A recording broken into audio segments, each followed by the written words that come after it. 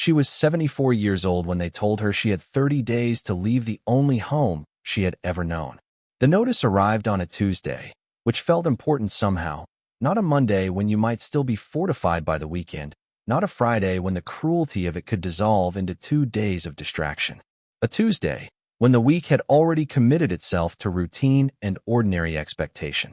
Marjorie Callahan had been sitting at her kitchen table with her second cup of coffee, the same chair she had sat in for 41 years, the same table her husband Gerald had refinished twice over the course of their marriage. The second time just 3 months before a stroke took him from her on a February morning that she still could not fully reconstruct in memory without feeling the floor tilt beneath her feet. She had been reading, or trying to read, a gardening catalog that had arrived with the rest of the mail, though her eyes kept drifting to the window and the familiar arrangement of the backyard. The rose bushes she had planted the summer her youngest daughter Diane was born, the flagstone path Gerald had laid stone by stone over the course of one long, stubborn autumn. If you're enjoying this story so far, don't forget to hit the like button and subscribe. Drop a comment telling me where in the world you're watching from. I love hearing from you. She was looking at all of that, holding her coffee, feeling the particular peace that comes not from happiness exactly, but from the deep, settled familiarity of a life built and tended over decades. When she turned over the envelope that had been sitting beneath the catalog and read the words that rearranged everything. The envelope bore the name of a law firm she did not recognize, and the return address was from a city 2 states away. She read the letter 3 times before the meaning of it penetrated the disbelief that had wrapped itself around her the moment she understood what she was holding. Her son-in-law, Derek, had sold the house. Not their portion of it, not a share, not a claim, but the house itself, the title, the deed, the legal reality of the ground beneath her rose bushes and the walls around Gerald's refinished table. He had sold it 6 weeks earlier to a development company that intended to begin preliminary work before the end of the quarter. The closing had already occurred. The transaction was complete. Marjorie's name had not appeared on the deed in 14 years, a fact that had seemed irrelevant at the time it was arranged, a matter of estate planning her son-in-law had recommended when she moved in with Diane and Derek after Gerald died. Something about taxes and simplicity and keeping things clean for the future. She had signed what she was asked to sign because she trusted her daughter's family and because grief had made the fine print of legal documents feel impossibly abstract. She understood now, holding the letter in a kitchen that no longer legally contained her, exactly what that trust had cost her. The days that followed were the kind that age a person in ways that have nothing to do with years. Diane called, and then called again, and the conversations were the kind that left Marjorie more exhausted than if no words had been spoken at all. Derek did not call. He sent a brief message through Diane, relayed awkwardly and softened into something almost unrecognizable, explaining that the sale had been necessary, that he had debts she had not known about, that the house had been the only asset large enough to address them cleanly. He was sorry for the timing. He wanted her to know that he had not done this lightly. The message arrived and departed without comfort. Marjorie folded the letter from the law firm and placed it in the drawer of Gerald's refinished table, and then she sat in her chair for a very long time without drinking her coffee and without reading her catalog and without looking at the rose bushes, because looking at them now felt like something she could not afford. She was 74 years old. She had a small fixed income from Social Security and a pension from the school district where she had worked as a reading aide for 19 years. She had savings, but not the kind that could sustain the cost of renting in the area, not at current prices, not for what a woman alone with arthritis in both hands and a heart that her cardiologist described with phrases that required careful listening needed in terms of space and access and proximity to the medical offices she visited every 6 weeks. She had friends, and she had Diane, and she had another daughter, Sandra, who lived 4 hours away with her own household of complications and needs. She was not without people, but she was, for the first time in her adult life, without a home. And at 74, those two things were not so easily separated. She did not cry during those first days, not because she had no grief in her, but because the grief was too large and too formless to escape through tears. It sat inside her chest like something geological, dense, and unmoving. She made lists instead. She called numbers. She wrote down figures and crossed them out and rewrote them. She spoke with a housing counselor at a nonprofit who was kind and thorough and ultimately unable to offer her anything within 30 days that met even the most basic requirements of her situation. She explored senior housing programs and discovered that waiting lists extended beyond the available time. She called Sandra, and Sandra offered her spare room without hesitation, which Marjorie appreciated and declined, because accepting felt like the kind of final resignation she was not yet willing to make. It was during the second week, when the lists had multiplied and the options had narrowed and the rose bushes outside the window had begun to feel like a small cruelty every morning, that Marjorie opened a drawer she had not opened in years and found the key. It was an old key, heavy and dark, the kind cut from solid metal rather than the thin stamped blanks used today. She recognized it immediately, not because she saw it often, but because she had spent most of her childhood understanding what it meant. It was the key to her father's cabin, the one he had built himself on 40 acres of hill country in the years before she was born, the place where her family had spent parts of every summer until her parents grew too old to make the drive, and the cabin was locked and left in the care of time and the terms of her father's will. Her father, Thomas Elroy Holt, had died 11 years earlier at the age of 91. He had been a man of few words and fewer explanations, a farmer's son turned surveyor turned part-time carpenter who believed that a man's business was his own and that land was the only inheritance worth leaving. He had left Marjorie the cabin and its 40 acres, a fact documented in his will with a specificity that suggested it had been important to him. He had not explained why. He had not offered sentiment about it, or told her what she should do with the property. He had simply left her the key and the deed and a note in his handwriting that said only, "Keep this safe. You'll understand." She had not understood. She had visited the cabin once after his death, driven there with Diane on a cold March weekend, stood outside the locked door with the key in her hand, and found that she could not make herself go in. The grief was too new. The silence of the place was too complete. The cabin sat at the end of a rutted gravel road 3 miles from the nearest paved surface, surrounded by cedar and live oak and the sound of a creek she could hear but not see from the porch. She had stood there long enough to feel the cold settle into her coat, and then she had driven back to the city without using the key. Since then, the property had existed in her life as a kind of abstraction. She paid the county taxes on it every year, a modest sum that seemed disconnected from anything real, and she thought about it occasionally, vaguely, the way people think about things they have deferred indefinitely. Now, sitting in a kitchen she would have to leave in 18 days.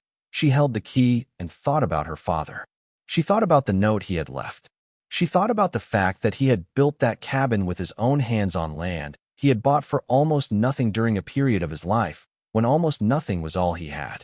She thought about the 40 acres and the cedar and the creek she could hear but not see. And she thought, for the first time with any seriousness, that perhaps she had not understood because she had never needed to. She called Sandra that evening and told her she was going to the cabin. Sandra's response was immediate and predictable. She listed the cabin's deficiencies with the brisk efficiency of someone who had inherited their mother's love of making lists. It was 50 years old at least. It had no reliable heat. The road to it flooded in hard rain. The nearest grocery store was 22 miles away. It had been sitting empty for more than a decade and could be in any condition whatsoever. Marjorie listened to all of this and agreed with most of it and said she was going anyway. Sandra asked what she expected to find there. Marjorie said she did not know. Sandra was quiet for a moment, and then she said she would drive up the following weekend. Marjorie said she was going Tuesday. She told Diane separately, and Diane's reaction was more complicated, layered with guilt she could not quite articulate, and concern she could not quite separate from the guilt. And eventually, she offered to come along. Marjorie accepted. She was 74 with arthritis and a heart that required careful language, and the idea of the rutted gravel road and the unknown condition of the cabin and whatever lay on the other side of the locked door felt easier to face with someone beside her, even if that someone was the daughter whose marriage had taken her house. She had not sorted out how she felt about Diane yet. That sorting would take time she didn't currently have. For now, she needed a driver and a witness, and Diane was both. They left on a Tuesday morning, which felt appropriate in the grim way that certain details do when a life is being remade against its will. The drive took just over 3 hours, the last portion of it on roads that grew progressively narrower and rougher, the kind of roads that feel like they are unwinding time the farther you travel them. Marjorie sat in the passenger seat with the key in her coat pocket and watched the landscape change from the flat commercial sprawl of the city's outer ring to open ranch land to the low rolling hills thick with cedar and scrub oak that she associated with her childhood and the summers that had seemed, when she was living them, to last forever. There was something in the smell of the air, which came in through the slightly open window, that bypassed memory and went directly into the body. She recognized it the way you recognize a song you haven't heard since you were young, not with your mind first, but with something older and less articulable. The gravel road was worse than she remembered. Diane drove carefully, the car lurching over ruts and loose stone, the brush on either side growing closer as they descended toward the creek crossing. The crossing itself was lower than Marjorie had expected, a wide shallow ford through a creek running clear over flat limestone. And on the other side the road climbed and curved, and then the cabin appeared around the final bend and Marjorie felt the breath go out of her in a long, slow exhalation she had not planned. It was smaller than memory. That was always the way with places from childhood. The cabin sat on a slight rise above the surrounding cedar, its walls built from local limestone quarried by her father over the course of 3 summers, its metal roof now darkened with age and lichen, its 2 front windows shuttered with wooden panels that had weathered to the same dull gray as the stone. A porch ran the width of the front, its boards sagging in the middle but still continuous, still whole. An old wooden chair sat at one end of the porch as though someone had just stood up from it. The chair's paint had long since surrendered to the weather, leaving behind bare and silvered wood, but it was upright and appeared structurally sound, which was more than Marjorie had been prepared to hope for. She sat in the car for a moment after Diane stopped the engine, looking at the cabin through the windshield. The cedar around it had grown considerably in the years since she had last been here. Trees that had been saplings in her childhood were now 30 and 40 feet tall, their rough-barked trunks wider than her armspan, their branches creating a broken, shifting canopy that moved steadily in the low wind. The sound of the wind through the cedar was the sound she had heard every summer of her life until she hadn't, a soft, continuous voice that existed at the edge of silence without disturbing it. She had forgotten how much she had missed that sound until she heard it again. Diane said nothing, which was the right thing to do. Marjorie got out of the car and walked toward the cabin. The ground was dry and firm beneath her feet, the short grass between the stones cropped by deer or rabbits, or simply by the drought that had touched the hill country every summer for the past several years. She walked slowly, partly because her hips required it, and partly because she was not yet certain she wanted to arrive. The porch steps were stone, solid and unchanged, and she climbed them with one hand on the railing, which held her weight without complaint. She stood at the door and looked at the padlock. It was the same padlock her father had installed 40 years ago at minimum, a heavy iron fixture of a kind that was no longer manufactured, built in a period when things were made to outlast their owners. She had not expected it to look like this after so many years, had half expected to find it eaten through with rust, the lock surrendered to time if not to human hands. But it was intact, solid, resistant. The surface was rough with oxidation, but the mechanism itself was protected by its own weight and density. She reached into her pocket and felt the key, its warmth from her body, its familiar heaviness. She drew it out and looked at it, then looked at the lock, and then she did what she had not done 11 years ago in the cold March wind. She put the key in the lock and turned it. The mechanism moved with less resistance than she expected, a single smooth rotation, as though it had been waiting. The lock opened. The hasp swung free, and Marjorie Callahan, 74 years old and homeless in 18 days, pushed open the door of her father's cabin and stepped into the darkness inside. The smell reached her first. 40 years of dust would have smelled one way, and 100 years another way still, and she had expected one or the other, but what she encountered was different from both. It was cool and dry, with a dusty mineral undertone, yes, but also something older and deeper beneath it, something like the smell of old paper or old wood that has been kept very dry for a very long time. It was not the smell of rot or of water damage or of the particular sourness that comes when a building has been breached by weather. The cabin smelled sealed, preserved, as though its years of closure had kept the interior in a kind of suspended conversation with itself. Diane opened the shutters on the front windows, and the light came in thick angled shafts, illuminating the dust in the air that their entry had disturbed and settling across the surfaces of the room in a way that made everything look like a photograph of itself. The main room was a single open space, kitchen and sitting room combined, with a fireplace of the same local limestone as the outer walls taking up most of the far side. Against one wall stood a heavy wooden table, hand-built, its surface marked by years of use, its joints tight and true. Chairs were pushed in around it, 4 of them, also hand-built, solid and plain. A cast-iron wood stove sat in the corner near the kitchen area, its pipe rising straight to the ceiling and through it. Shelves ran along 2 walls, still holding objects, cans whose labels had faded to illegibility, glass jars sealed with lids turned dark with age, tin boxes of various sizes, a few books whose spines she could not read from across the room. She walked to the books first, because that was her instinct, because all her life books had been the first thing she went to in any unfamiliar room, the way you might go to a fireplace for warmth before you had taken off your coat. She picked up the first one, and the cover came clear of the dust, and she read the title and felt something shift quietly inside her. It was a surveyor's manual from 1951, her father's profession, the cover stamped with his name in the upper corner in the careful block letters he used for everything official. She opened it, and his handwriting was inside. Margin notes and calculations, the dense and orderly record of a man who trusted numbers over words. She set it down gently and picked up the next book and found another manual, older, more worn, its spine cracked. And the third was not a manual at all but a ledger, wide and thick, its cover of dark green cloth faded to a color between gray and olive that belonged to no single name. She opened the ledger and stood very still. If you're hooked on this story, make sure to subscribe and turn on notifications so you never miss an upload. Your support means everything and helps me bring you more emotional stories like this one. The pages were covered in her father's handwriting, but it was not the technical notation of a surveyor's working notes. It was something else, something more deliberate, more sustained. The entries were dated, beginning in the early 1960s, and they were written in the close, careful script of a man who chose his words the way he chose everything, for durability rather than beauty. She read the first entry slowly, twice, and then closed the ledger and held it against her chest, and looked at the ceiling and breathed in the cool, dry air of the cabin and did not speak. Diane had moved to the back of the room and was examining the kitchen area, opening the cabinet doors carefully, checking the condition of the walls for water staining, doing the practical work of assessment that the situation seemed to require. She had not yet seen what Marjorie was holding. Marjorie was glad of that.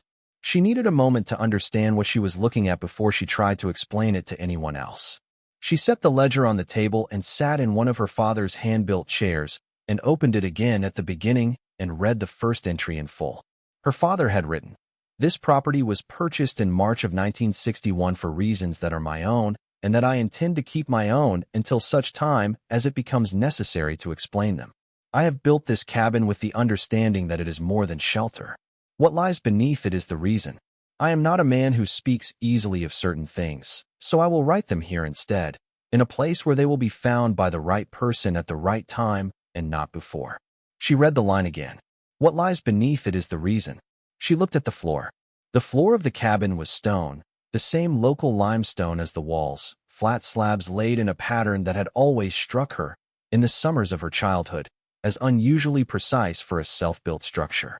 Her father had been a surveyor, which meant he had an ingrained relationship with level and plumb and the accurate measurement of horizontal and vertical, and he had brought that relationship to the laying of his floor.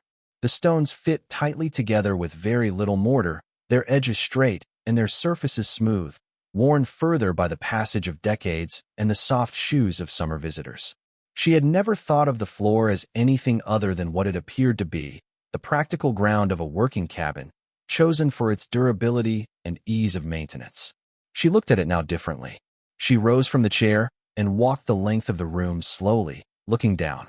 The stones were consistent in color and texture, the pale warm gray of the local limestone with its occasional fossil impressions and its characteristic surface that caught light at low angles. She walked from the front wall to the back, then turned and walked the width. She was not entirely sure what she was looking for.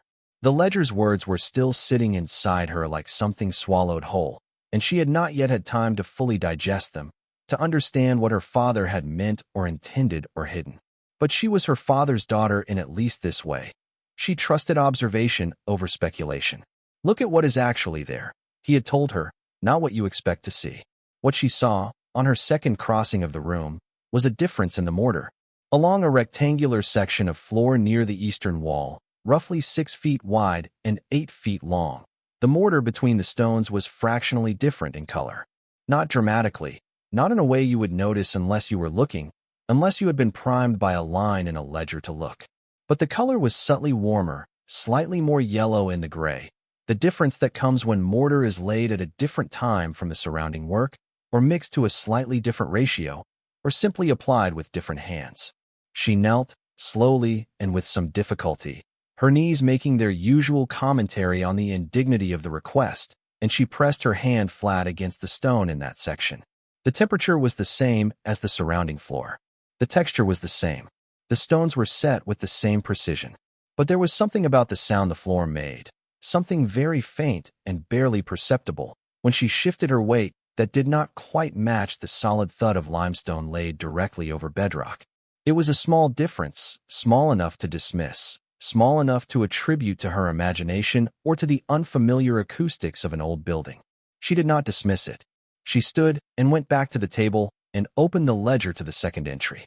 The second entry was dated 3 months after the first, a June entry, and her father had written in his usual measured way, "The work is finished. I built it to last longer than I will last," which is not a difficult standard to meet. The entrance is where you would expect the entrance to be, which is to say it is not where anyone would think to look. I learned this from the men who taught me the trade of concealment, which is a trade I never expected to practice and which I practiced for 11 years without once being asked to explain myself to anyone who might have cared about the explanation. I have no remorse for the work itself. I have some remorse for the silence. Silence was the condition of the arrangement, and I honored it because honoring arrangements was something I believed in before I understood what arrangements sometimes required.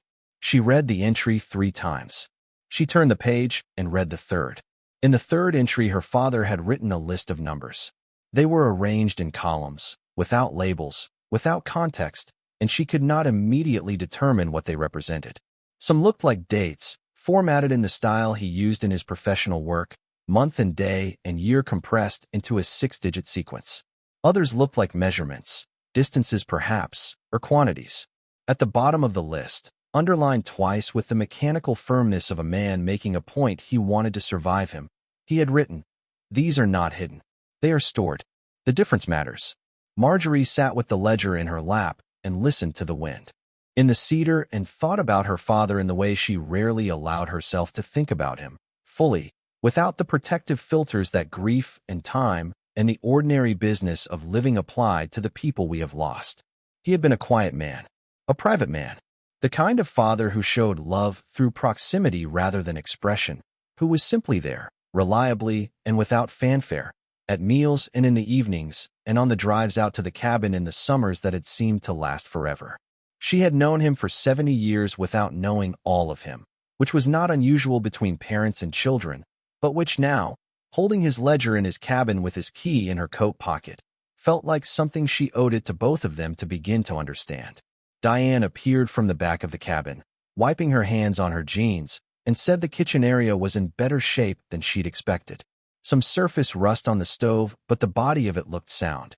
A few of the cabinet shelves had warped, but the structure was intact. The windows in the back bedroom appeared weather-tight. She stopped when she saw Marjorie's face. She said, "What is that?" Marjorie held up the ledger. Diane came across the room and sat in the chair beside her and looked at the open pages. She read silently, her lips barely moving the way they had when she was a child learning to read, a habit that had never fully left her.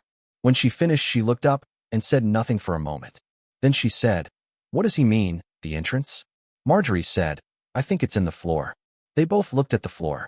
The light had shifted in the 2 hours since they'd arrived, the afternoon sun dropping lower behind the cedar and coming through the west window at a longer angle that caught the surfaces differently.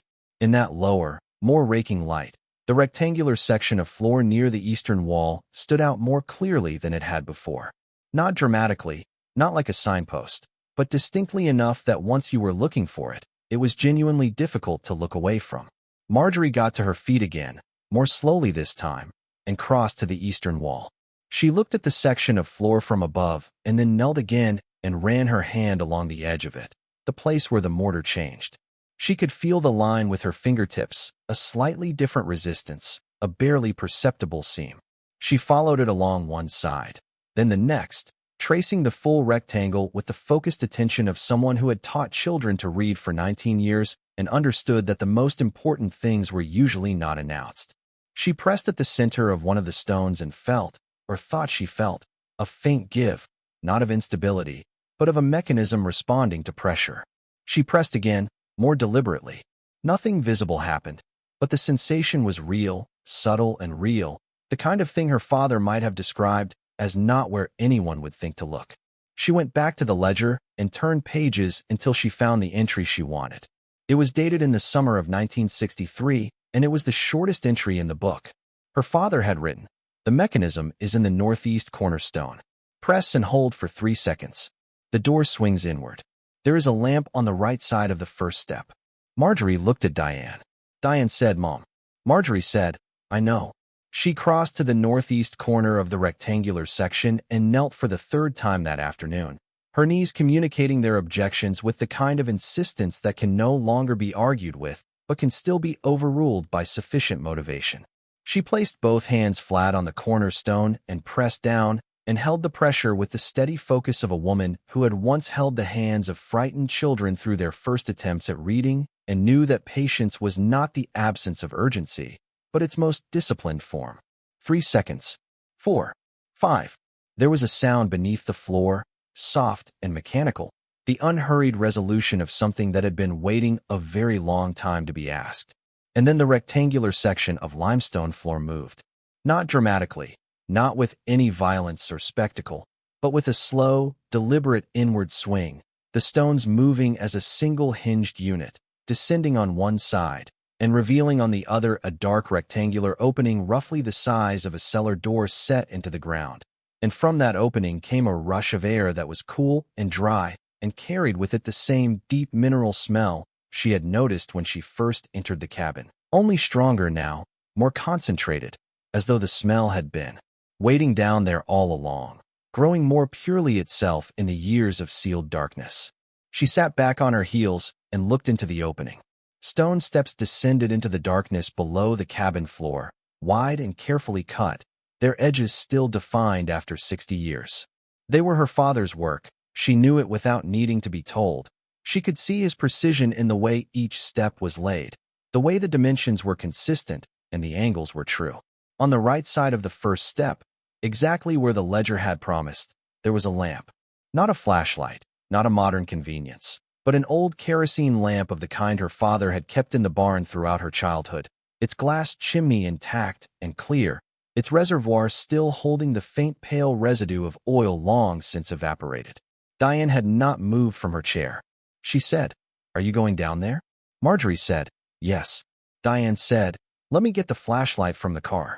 She was back in less than 2 minutes, handing over the flashlight without comment, and Marjorie took it and turned it on and pointed it into the opening and looked down. The stairs descended perhaps 12 steps to a level surface below. The walls of the stairwell were smooth limestone, finished with a care that matched the floor above. The air coming up was cool and dry, and perfectly still, the air of a sealed and stable space that had been neither flooded nor crumbled in the decades since it was built. She stood at the edge and breathed and felt, for the first time since that Tuesday morning 2 weeks ago when a letter from a law firm she had never heard of had rearranged everything, something other than the dense geological grief that had been living in her chest. What she felt was not yet hope, or not hope exactly, but its precursor, the sensation of a door opening onto a space that has not yet revealed its dimensions. The sensation of standing at a threshold with enough light to take the next step. She put her foot on the first stone stair and began to descend. The walls on either side of the narrow stairwell were smooth and close, and the flashlight caught their surface in a way that showed the care of their making. The way each block had been set with the same insistence on level and plumb that she had seen in everything her father built. She counted the steps as she went down. 12 in total, as the flashlight had suggested, each one solid and unchanging beneath her feet. At the bottom she paused and let the flashlight sweep the space in a slow arc. And what it revealed made her reach out and place her hand against the cool stone wall simply to anchor herself to something fixed while the rest of her understanding shifted. The space beneath her father's cabin was not a root cellar.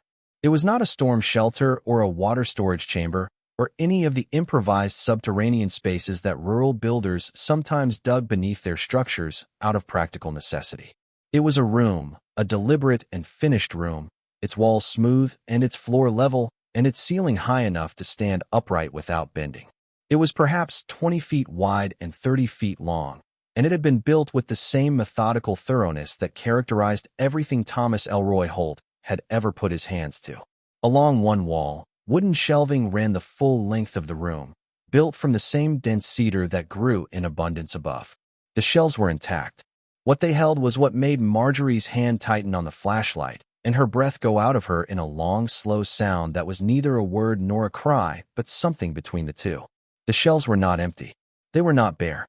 They held objects that the flashlight moved across one by one as her hand traced the beams slowly from left to right. And what she saw in that slow traversal of light was a life's worth of keeping. A man's 60 years of careful and deliberate preservation of things he had decided were worth more than the comfort of spending them. She saw, on the first shelf, glass jars sealed with wax, row upon row of them, containing within their sealed clarity objects that the light caught and threw back in the kind of warm, heavy gleam that belongs to gold. Not just a few jars, not a modest collection, but a full shelf of them, 20 or 30 jars at minimum, each one holding coins stacked in careful columns, the coins old and irregular, the kind struck before the standardization of currency, the kind that serious collectors referred to with designations she had heard her father mention on a handful of occasions in a tone that combined professional assessment with a restraint so complete it had never struck her as unusual until now.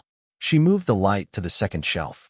The second shelf held boxes, flat and stacked, the kind used to store currency, and beside them, larger containers of a style used by banks in an earlier era to transport and store bills. She could not tell from where she stood how much they held, or what denomination, or what condition. But the boxes were sealed and had remained sealed in this dry, cool air for however long they had been here, and the fact of their presence was its own statement, regardless of the specific numbers. She moved the light to the third shelf. The third shelf held documents, bound and organized with the precision of a man who understood that paperwork was its own form of value. Deeds and records and ledgers that matched the one upstairs in size and binding, rows of them. The written history of things that had been kept here, and the reasons they had been kept here, and the story of a man who had built a room beneath his cabin and filled it with what he believed was worth preserving, and had then locked the door and placed a heavy key in his will and written a note that said only, "Keep this safe. You'll understand." She stood at the bottom of her father's stairs in the beam of a borrowed flashlight and understood. She did not call out to Diane. Not yet. She stood alone in the cool, dry air of the room her father had built with his own hands in the early years of a decade that now felt as distant as myth, and she let the understanding arrive at its own pace, the way her father had always done things. He had not been a man who rushed toward conclusions. He had been a man who waited for conclusions to become undeniable, and then he had acted on them with the full weight of his certainty. She moved the light one more time, across the whole room in a single slow sweep, taking in the shelves and the boxes and the documents and the care of the construction and the 60 years of sealed and patient preservation, and she felt the weight in her chest shift again. It did not disappear. Grief of that density does not disappear in an afternoon. But it moved, redistributed itself, made room for something that had not been there when she woke that morning. She was 74 years old, and she had been evicted from the only home she had ever known. She had driven 3 hours down roads that grew narrower as they went and stood in front of a door she had not been able to open 11 years ago, and found the courage this time to put the key in the lock. She had read her father's words in his careful block-letter handwriting and followed them to their conclusion and descended 12 stone steps in the cool, dry air beneath a limestone. cabin in the hill country and found herself standing in the room that her father had built for her. Not for the world, not for institutions, not for the arrangements he had kept silent about for 11 years. For her. The key in her coat pocket and the note in his will, and the ledger on the shelf and the room beneath the floor had all been waiting for exactly this moment, for the moment when she needed to understand. She turned off the flashlight and stood for a moment in the complete darkness of the sealed room, listening to the silence, which was the deepest silence she had ever been inside, the silence of stone and decades, and her father's patient conviction that some things were worth keeping. Then she turned the flashlight back on, walked to the first shelf, and looked more carefully at what her father had left her. The first jar she lifted from the shelf was heavier than she expected. That was the first real fact, the first thing that broke through the abstraction of the moment and made it physical and undeniable. The weight of it in both hands, the cool, smooth glass against her palms, the way the coins inside shifted fractionally when she tilted the jar and caught their soft, heavy rearrangement. She held the flashlight under one arm and looked through the glass at the coins stacked inside, and what she saw was what she had seen from a distance, but closer now, more specific, more real. They were gold coins, clearly and unmistakably gold, the warm, deep color of the metal catching the flashlight beam in the way that only gold does, with that particular quality of light that seems to come from within the surface rather than merely reflecting off it. They were not modern coins, not the bullion rounds sold in coin shops as investments, not commemorative pieces minted for collectors. They were older than that, irregularly shaped in the way of hand-struck coins, their surfaces worn at the high points by decades or centuries of handling before they arrived wherever her father had found them. She could not read the inscriptions clearly through the glass and did not want to risk opening the jar without knowing whether the seal was doing something important for their preservation. So she held the jar and looked at it, and felt the weight of it, and set it back on the shelf with the care it deserved. She moved along the first shelf slowly, lifting each jar briefly and setting it back. Not all of them held the same coins. Some held pieces that were darker, silver or a silver-gold alloy, their surfaces carrying the beautiful tarnish of deep age that serious numismatists spent careers studying. A few held coins she did not recognize at all, their designs and inscriptions suggesting origins she could not begin to place from memory alone. One jar held what appeared to be a collection of small rectangular pieces, not coins in the traditional sense, but something between coins and ingots, flat and stamped with markings she could see but not decipher through the glass. She counted the jars she could see on the first shelf and stopped counting at 32, because the shelf extended into shadow beyond the reach of the flashlight, and she did not yet want to know the full number. Some part of her understood that the full number was a thing that would need to arrive gradually, in portions she could absorb without losing her footing. She turned to the second shelf and the boxes stacked there. They were made of a heavy cardboard reinforced with metal corners, the kind used by financial institutions in an earlier era for transporting currency, exactly as she had thought from a distance. Up close, she could see that they were sealed with tape that had yellowed and dried, but had not yet failed entirely, and that each box bore a label in her father's handwriting. Numbers only, no words, the same 6-digit sequences she had seen in the ledger, dates or codes or both. She did not open the boxes. She counted them instead. 14 boxes on the upper portion of the second shelf, 9 larger ones on the lower portion. She pressed her hand against the side of one of the larger boxes and felt the solidity of its contents. Not loose paper, but something stacked and dense, and she removed her hand and breathed through her nose and did not open it. The third shelf was the one that held her longest. The documents were organized with the precision that had defined her father's professional life, bound in groups with the heavy cotton twine he had used for everything, labeled in his block-letter handwriting, stacked flat so their spines were visible and their contents were protected from the weight of one another. She read the labels one by one, moving the flashlight slowly, and what they told her was that her father had been keeping records for a very long time about a very specific set of things, and that those records were complete and detailed and had been maintained with a care that suggested he considered them as important as anything else in the room. She recognized some of the terminology from the ledger entries she had read upstairs. Surveying language, land designation codes, the kind of professional shorthand that her father had used throughout his career. But there were other designations she did not recognize, sequences of letters and numbers that felt institutional rather than personal, the kind of labeling that belonged to organizations rather than individuals. She noted them without trying to decode them. That work would come later, when she had more light and more time and perhaps more context from the ledger, which she intended to read in full before the day was over.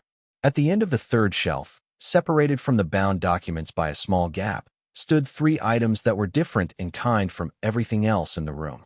The first was a metal lockbox, smaller than the cardboard boxes, its surface painted a dark green that had dulled with age but not flaked. It had a hasp secured by a small padlock, and the padlock was identical in design to the one on the cabin door, the same manufacturer's stamp, the same heavy iron construction. She tried the key from her coat pocket on instinct and was not surprised when it turned. Inside the lockbox, resting on a piece of felt that had retained its dark red color in the sealed darkness, were 2 items. The first was a folded document, official in the way of government paperwork, its edges sharp and its seal intact. The second was a second key, smaller than the one she carried, its bow stamped with a number she could not yet interpret. She left both items in the lockbox and closed it. She would read the document later, with the ledger, with the full context of whatever her father had written down in the years he had maintained this room and its contents. She was methodical by nature and by training, and methodical was what the situation required. She turned in a slow circle and looked at the room one final time before she climbed the stairs. The flashlight swept the walls and the ceiling and the floor and the shelves, and what it showed her was not the room of a reckless man or a greedy one or a dishonest one, though she could not yet be certain of all the particulars. What it showed her was the room of a man who had spent a significant portion of his life making sure that something important was not lost. A man who had built the room himself and filled it himself and sealed it himself and then written down everything he knew about it in a ledger and placed that ledger on a shelf where the right person would find it, and who had died at 91 with the quiet confidence of a man who had done what he set out to do. She climbed the 12 steps back to the main room of the cabin and found Diane standing at the bottom of the opening, her face arranged in an expression that combined anxiety and restraint in approximately equal measure. She had not come down. Marjorie appreciated that more than she could have explained in that moment, the gift of having been allowed to go first, to arrive at the understanding alone before it was shared. Diane looked at her face and said, "What is it?" Marjorie sat down in her father's chair and set the flashlight on the table and looked at her hands.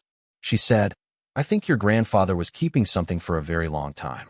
I think he kept it here because he believed it was the right place, and I think he left me the key because he believed I was the right person. And I think I need to read the rest of this ledger before I can tell you much more than that." Diane looked at the opening in the floor. She said, "Should I go down?" Marjorie said, "Yes. Take the flashlight. Don't open anything. Just look." She sat at the table with the ledger while Diane descended the stairs, and she read her father's words in the afternoon light coming through the open shutters, and the story that assembled itself from those pages was not the story she would have predicted if someone had asked her, a week ago, a year ago, 20 years ago, to imagine what secret her quiet surveyor father might have kept beneath his limestone cabin in the Texas Hill Country. Thomas Elroy Holt had worked for the federal government for 11 years, beginning in 1952. This was not a fact he had hidden from his family, though he had never offered details about the work, which he described to everyone who asked as surveying and land assessment for federal properties. That description was accurate as far as it went, which was not very far. The work he had actually performed during those 11 years had involved the identification, assessment, and in some cases the relocation of assets that had been seized, abandoned, or otherwise removed from conventional accounting during the turbulent period of the mid-20th century when governments on multiple continents had been involved in transactions that were, to use his word, irregular. He had written, "I was a young man when I began, and I was not experienced enough to fully understand what I was participating in. By the time I understood, I had been participating long enough that withdrawal was not simple. I did not steal anything. I want to be clear about that, because clarity on that point matters to me more than any other aspect of what I am writing here. I relocated assets that had already been relocated once, in circumstances that would not survive scrutiny, to a place where they would be safe from further relocation by people with less scruple about the question of ownership than I had. I was not their original custodian. I became their custodian because no one else in my position was willing to be. He had written, "The coins are from collections that were dispersed in Europe during and after the war." I was able to trace the provenance of approximately 60% of them through records that were available to me in my professional capacity. The remaining 40% I was not able to trace, which does not mean they have no history, only that the history is incomplete. I kept records of everything I could establish and left those records with the coins so that anyone who came after me would have what I had. He had written, "The currency is American, accumulated over the years of my work through legitimate means, saved rather than spent," which was not difficult for a man who had few expenses and no interest in luxury.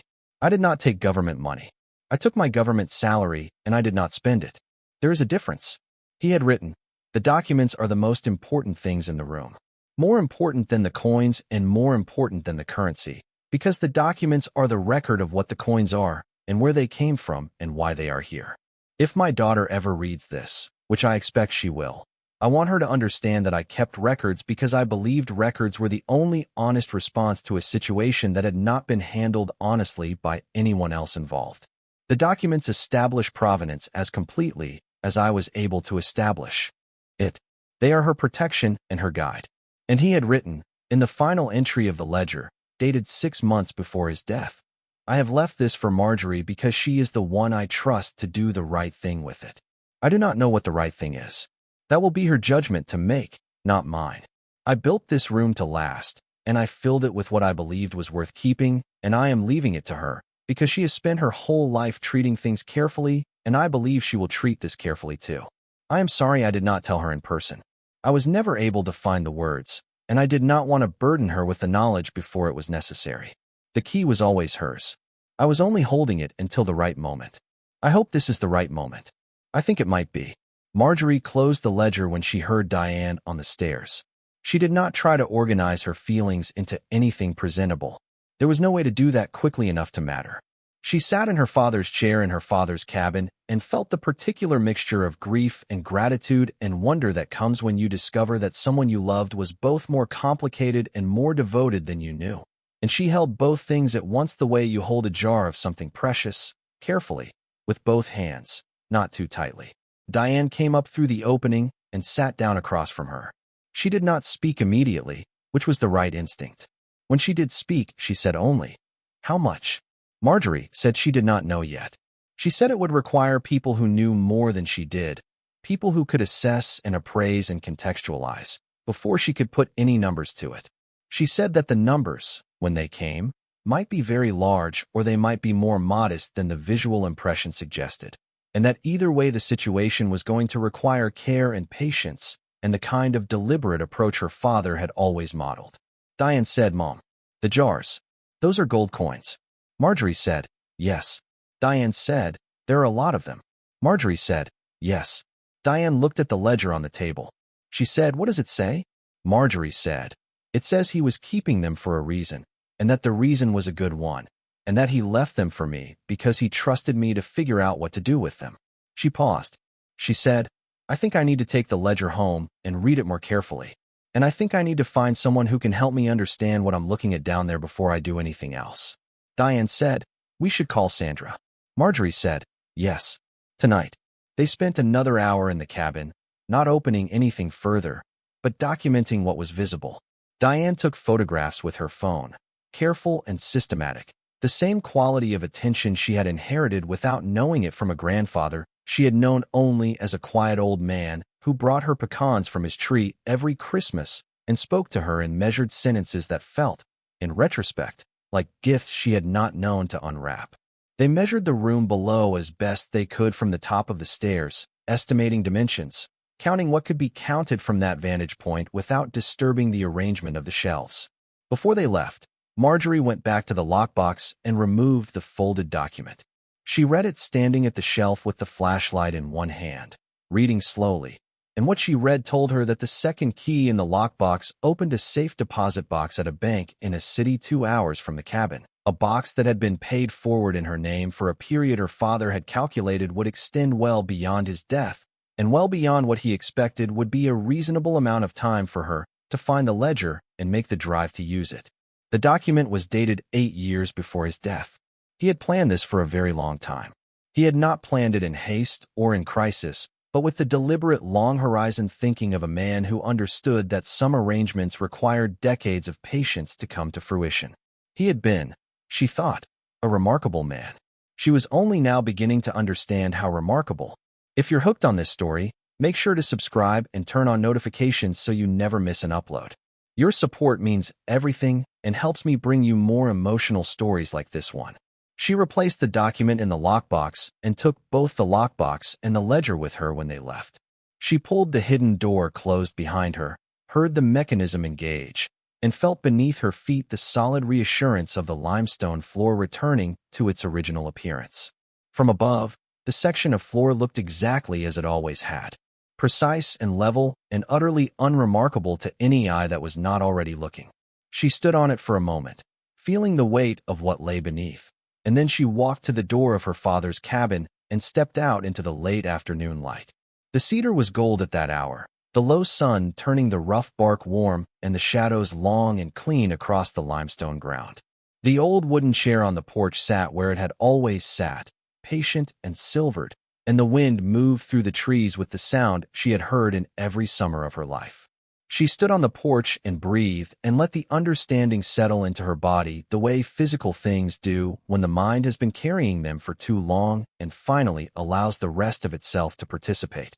The drive back was mostly quiet. Diane drove and Marjorie sat with the lockbox in her lap and the ledger on the seat beside her, and the landscape unreeled in reverse, the hills giving way to open ranch land, giving way to the flat commercial margins of the city. And by the time they reached the streets she knew, the whole journey had taken on the quality of something that had happened in a different version of reality, something that would require time and repetition to fully accept as actual. She called Sandra that night. She had decided on the drive back that she would tell her the essential facts without the emotional framing that Sandra, who was practical in the way of eldest daughters, would find difficult to assess. She said she had been to the cabin. She said she had found what their father had left there.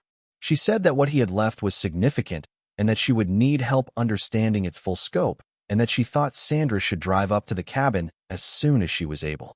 Sandra said, "What kind of significant?" Marjorie said, "The kind that takes a room to store." There was a silence on the line that told her Sandra was recalibrating. When Sandra spoke again, her voice was different, the brisk practical efficiency momentarily suspended, replaced by something more careful. She said, "Are you all right?"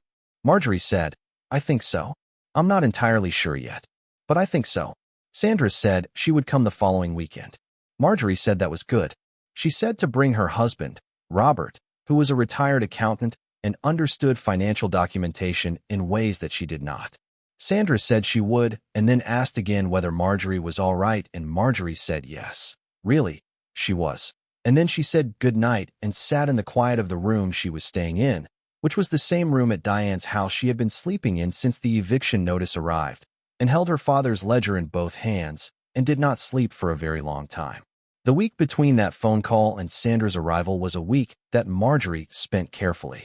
She read the ledger in full, twice, taking notes in a notebook she bought at the drugstore around the corner, organizing the information her father had left her into a sequence she could follow and eventually explain to others. The picture that emerged from her careful reading was more detailed and more consequential than her first pass through the entries had suggested.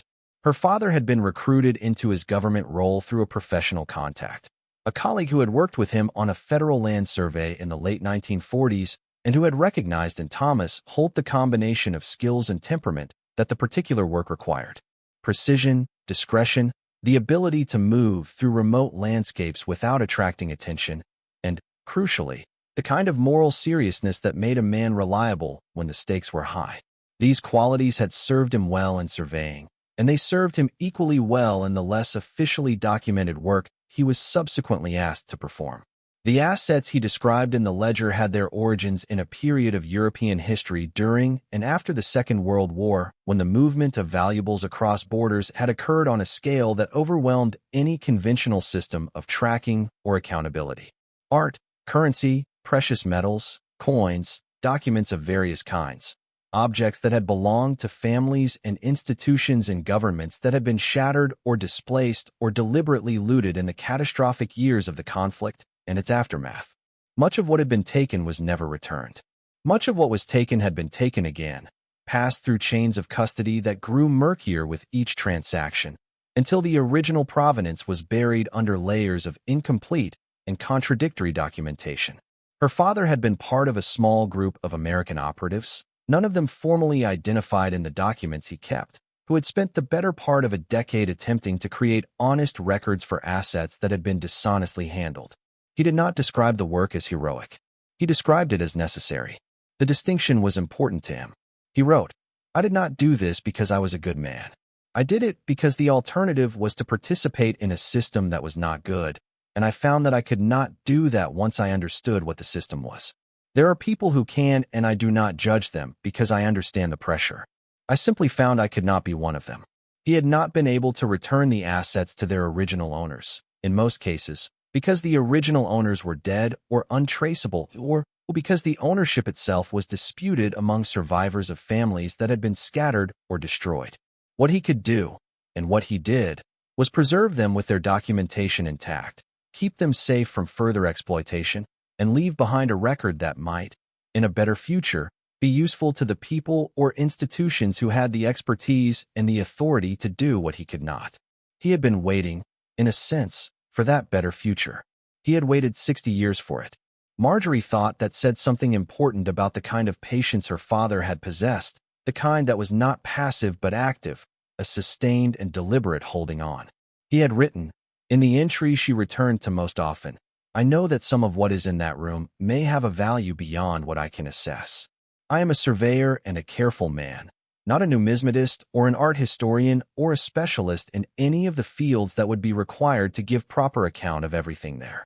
I have done what I can. I have kept records. I have preserved the physical condition of the objects as best I am able, given the means and knowledge available to me. I have trusted the room to do the rest. I built that room to last longer than the question of what to do with its contents takes to answer, and I believe I built it well enough to fulfill that purpose." He had been right. The room had lasted. The question of what to do with its contents remained open, but it was no longer his to carry. When Sandra and Robert arrived on Saturday morning, Marjorie had coffee ready and the ledger on the table, and a summary of its contents in her neat schoolteacher's handwriting covering 4 pages of the notebook from the drugstore. She had decided not to take them to the cabin first, but to explain what was there before they saw it, so that the seeing could be an act of confirmation rather than shock. She had learned this from years of teaching reading to children who struggled with it. You prepare the ground before you plant, because a mind that has been prepared absorbs far more than one that is confronted without context. Sandra sat across from her and read the summary slowly, with the same barely moving lips that Diane had, the family inheritance of a careful reader. Robert sat beside her and read over her shoulder, occasionally asking a quiet question that Marjorie answered precisely and without embellishment. When Sandra finished, she set the pages down and looked at her mother with an expression Marjorie recognized because she had worn it herself the week before, the expression of someone who is working very hard to align what they are being told with what they believed was possible before they heard it. Sandra said, "Dad built a vault." Marjorie said, "Yes." Sandra said, "Under the cabin." Marjorie said, "Yes." 12 steps down. About 20 by 30 feet. Stone walls, cedar shelves. Dry and intact. Sandra said, "And he filled it with coins and currency and documents." Marjorie said, "And a ledger explaining why. And a lockbox with a key to a safe deposit box that appears to contain additional documentation." She paused. She said, "He was very thorough." Robert said, quietly, "When did he build it?" Marjorie said, "The first ledger entry is 1961. I believe the room itself was built between 1958 and 1961. He bought the land in 1957. Robert absorbed this and said, "He had it for 50 years before he died." Marjorie said, 54. Robert said, "And he never told you." Marjorie said, "He left me a note that said I would understand." She looked at the ledger on the table. She said, "I think he meant that I would understand when I needed to." They drove to the cabin that afternoon, all 4 of them in Robert's truck, taking the narrowing roads at a pace that Robert maintained by observation rather than familiarity. When they arrived, Sandra walked around the outside of the cabin first before going in, looking at the construction with new eyes, the eyes of someone who now knew that the man who built this had also built something beneath it. She stood at the corner and pressed her hand against the limestone wall and said nothing. Marjorie watched her and felt the particular emotion of a mother witnessing her child understand something important for the first time. Inside, Robert examined the floor section and found the mechanism without being told where it was, which Marjorie thought her father would have approved of. He said, "Counterweight." He said, "Whoever built this understood load-bearing mechanics very well." He said it in the tone of professional respect that one careful man extends to the evidence of another. They went down together, the four of them, with flashlights and a battery-powered lantern that Robert had thought to bring and which illuminated the room in a way that the flashlight alone had not. With the fuller light, the room revealed itself more completely, and what it revealed settled over the four of them in a silence that lasted for several minutes and required no commentary to communicate its meaning. Sandra stood at the first shelf and looked at the jars. Robert stood at the second shelf and looked at the boxes without touching them. Diane stood near the stairs. Marjorie stood in the center of the room and watched her family understand what her father had left. Robert said finally, in the measured tone of a retired accountant who had spent a career assessing things accurately and without drama, "We need professionals here. Not because we can't see what this is, but because what this is needs to be seen by people who can put proper numbers and proper context to it." His voice was steady. He said, "I have a friend in San Antonio who deals in historical currency and precious metals. He's reputable and he's discreet. With your permission, I think he should be the first call." Sanders said, "What about the provenance issue? The coins Dad described, if some of them originated in Europe during the war, that has implications." Robert said, "That's exactly right. Which is why we need the right people before we do anything else. Documentation matters here. Your father understood that. He left the documentation. We follow his example." Marjorie said, "That's what I intended. I just needed someone who spoke the language to confirm it." They spent 2 more hours in the room, photographing systematically, cross-referencing the photographs against the ledger descriptions, matching the bound document sets on the third shelf against the entries her father had made and the labels she could now read with the benefit of the better light. The picture that emerged was consistent with what the ledger promised: thorough, organized, and accompanied by records sufficient to establish provenance for the majority of what the room contained. Before they left, Robert stood at the foot of the stairs and looked at the room one final time and said, "Based on what I can see here, and I want to be clear that this is an informal and non-expert assessment made without proper tools or time, but based on what I can see, I think your father knew exactly what he was doing, and I think he chose his custodian very wisely." Marjorie said, "He was that kind of man." Robert said, "I'm beginning to understand that." They locked the cabin and drove back in the fading light, and by the time they reached the city it was dark and the week that had just passed felt less like a week and more like a crossing, a transition from one kind of life to another that had no clearly marked boundary, but that everyone in the truck understood had already occurred. The following week, Robert placed the call to his contact in San Antonio.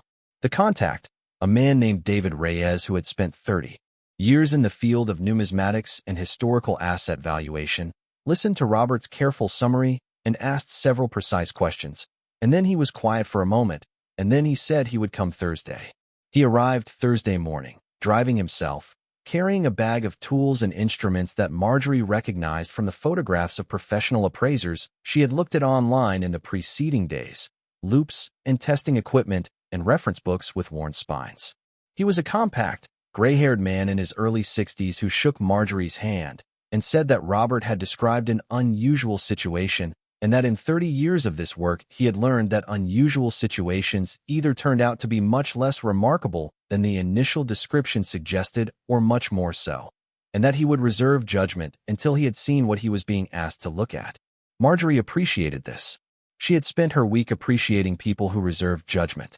They drove to the cabin with David Reyes in the back seat of Robert's truck, asking questions during the drive that Marjorie answered from the notes she had made from the ledger.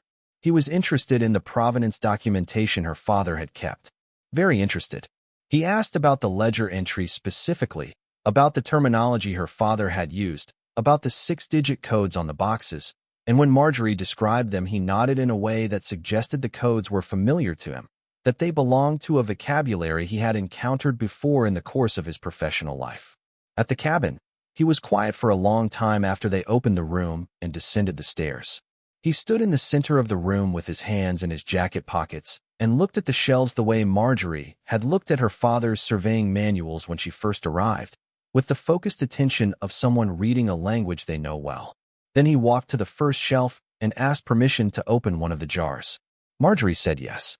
He opened it carefully, using gloves he had taken from his bag, and removed 3 coins and held each one under his loupe for what felt to Marjorie like a very long time, though she understood from the quality of his concentration that the time was not wasted. When he set the 3rd coin down, he said, without turning around, "Where did your father work between 1952 and 1963? Marjorie said, "He worked for the federal government. Asset assessment and relocation." David Reyes said, "Yes. I thought it might be something like that." He paused. He said, "The coins I'm looking at are consistent with collections that were displaced during the European conflict.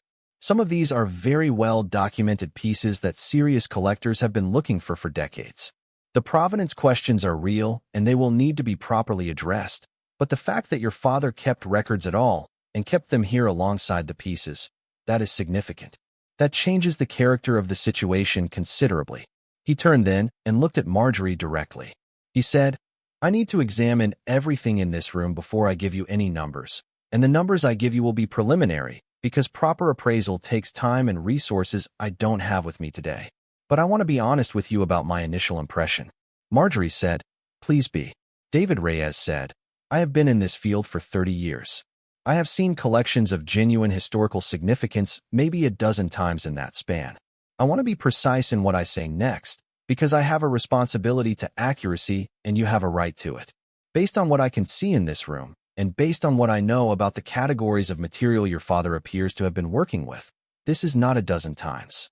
This is one time.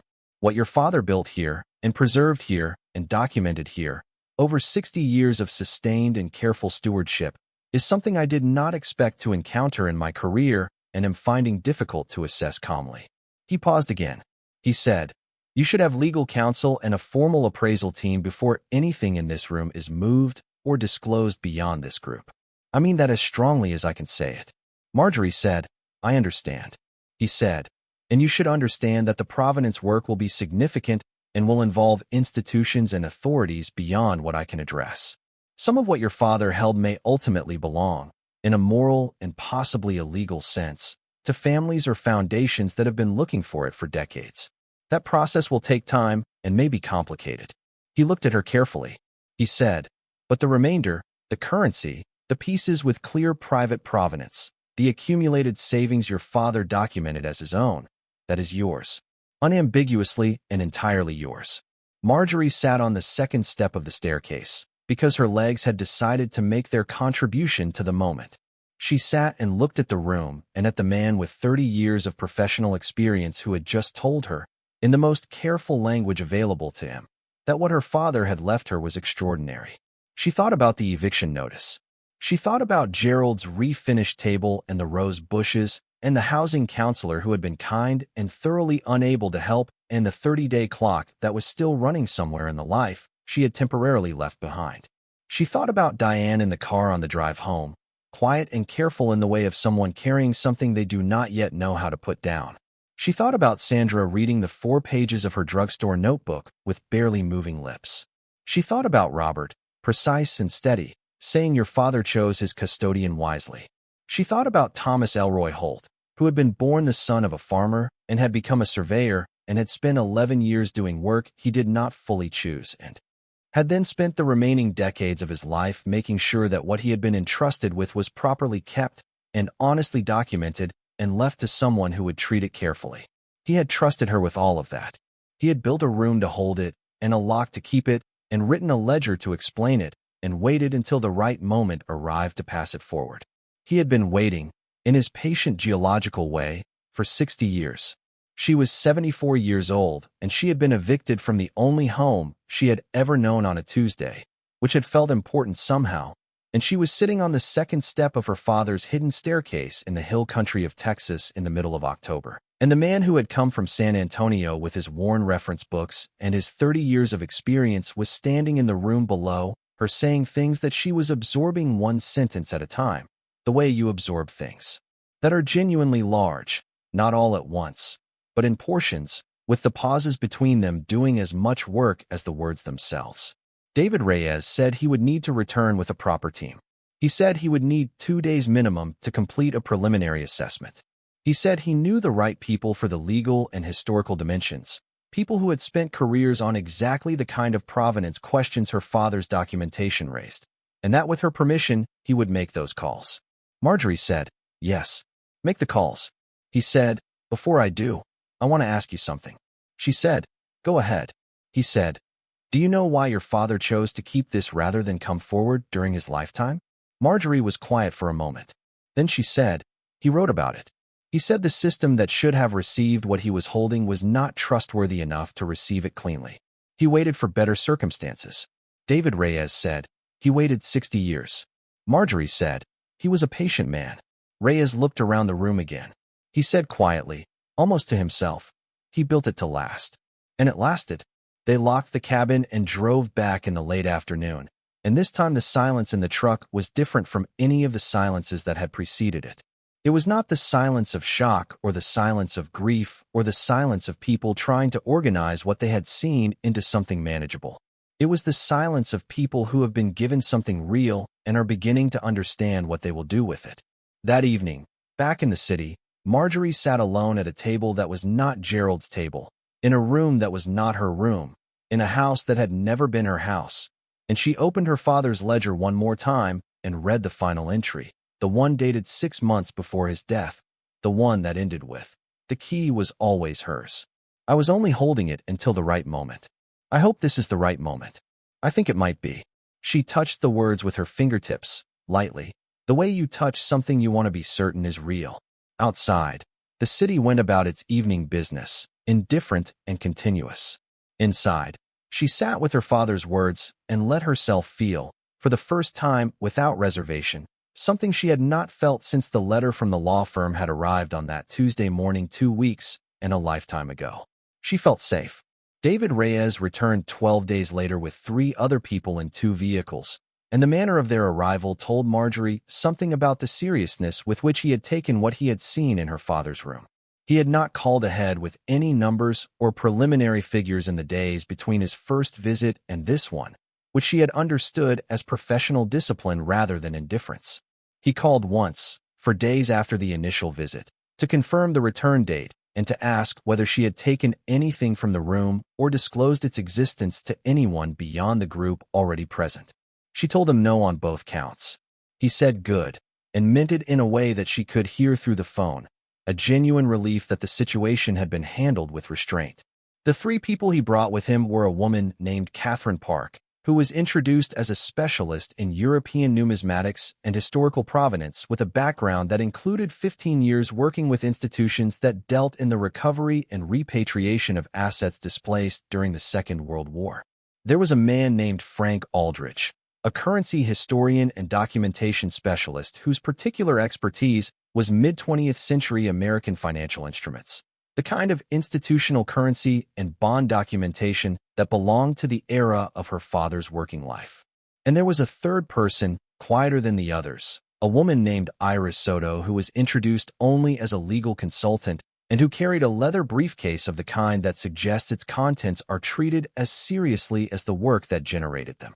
Marjorie had made coffee and had the ledger on the table and her 4 pages of drugstore notebook notes beside it when they arrived. Sandra and Robert were there. Diane was not. This was a choice Marjorie had made quietly and had not announced, and no one asked about it, which was the right response from people who were paying attention. The relationship between Marjorie and Diane was not broken, but it was in the process of being rebuilt from materials that were different from the original construction, and that process required more time and more privacy than the current situation allowed. They spoke every few days. The conversations were not easy, but they were honest, which Marjorie thought was the right foundation. They would get there. It would simply take the time it took.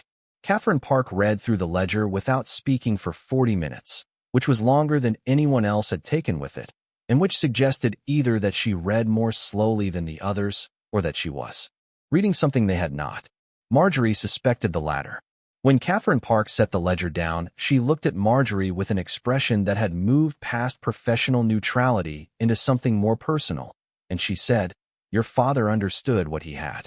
He understood it precisely, and he documented it precisely, and the fact that he did both of those things over a period of 60 years is, in my experience, without parallel. I have worked in this field for a long time, and I have encountered partial records and incomplete documentation and assets that arrived without any context whatsoever. I have never encountered anything like this." She paused. She said, "He was protecting these things. Not for himself. For the record."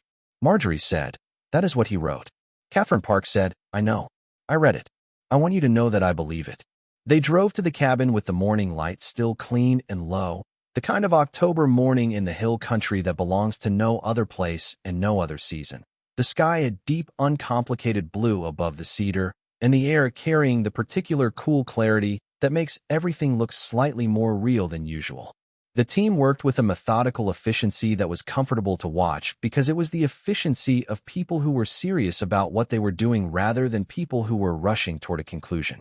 Catherine Park went directly to the first shelf and began her examination with the reverence of someone for whom these objects had been a professional concern for a long time, handling each piece with the care of a person who understood that she was touching history rather than inventory. Frank Aldridge spent the first hour entirely with the documentation on the third shelf, removing bound groups carefully, opening them flat on a board he had brought for the purpose, photographing each page with a camera mounted on a small stand so the images were consistent and properly lit. He worked in silence except for the occasional murmur into a small recording device he held in one hand, noting details that Marjorie could not hear clearly from where she stood, but that seemed, from his expression, to be confirming rather than contradicting what he had expected to find. Iris Soto, the legal consultant, stayed near Marjorie for most of the morning, asking careful questions in a low voice, taking her own notes, building a picture of the chain of knowledge, who knew what, and when, and in what sequence, with the thoroughness of someone who understood that the legal dimensions of a situation like this were as important as the physical ones. By midday, enough had been seen and enough had been documented that David Reyes asked the group to step outside for a few minutes, which they did, standing in the cedar-scented air of the October afternoon on the slight rise above the surrounding trees, and he began to talk. He said, "I want to be careful with language because language matters here, and I do not want to mislead you in either direction." He looked at Marjorie. He said, "What I am about to give you is a preliminary and conservative assessment based on what we have been able to examine this morning and on the documentation your father left. Final figures will require considerably more time and will involve formal appraisal processes that are not possible in a single site visit. Do you understand that?" Marjorie said she did. He said, "The coins on the first shelf represent, to the best of my current ability to assess, a collection of historical numismatic material of significant scope and quality. Catherine can speak to this more specifically." He looked at Catherine Park, who was standing with her arms crossed and her eyes on the middle distance. Catherine Park said, "The pieces I have been able to examine this morning fall into several categories. A portion of them are European coins from the 17th through 19th centuries, gold and silver, of the kind that were held in private collections and institutional hoards throughout Central and Western Europe prior to the conflict. Some are common enough in numismatic terms that their individual value, while real, is modest. Others are not common at all." She paused. She said, "There are pieces in those jars that I have seen in records, in provenance databases, in the documentation of collections that were dispersed and never recovered. Your father's notes on several of them are accurate and match known historical records.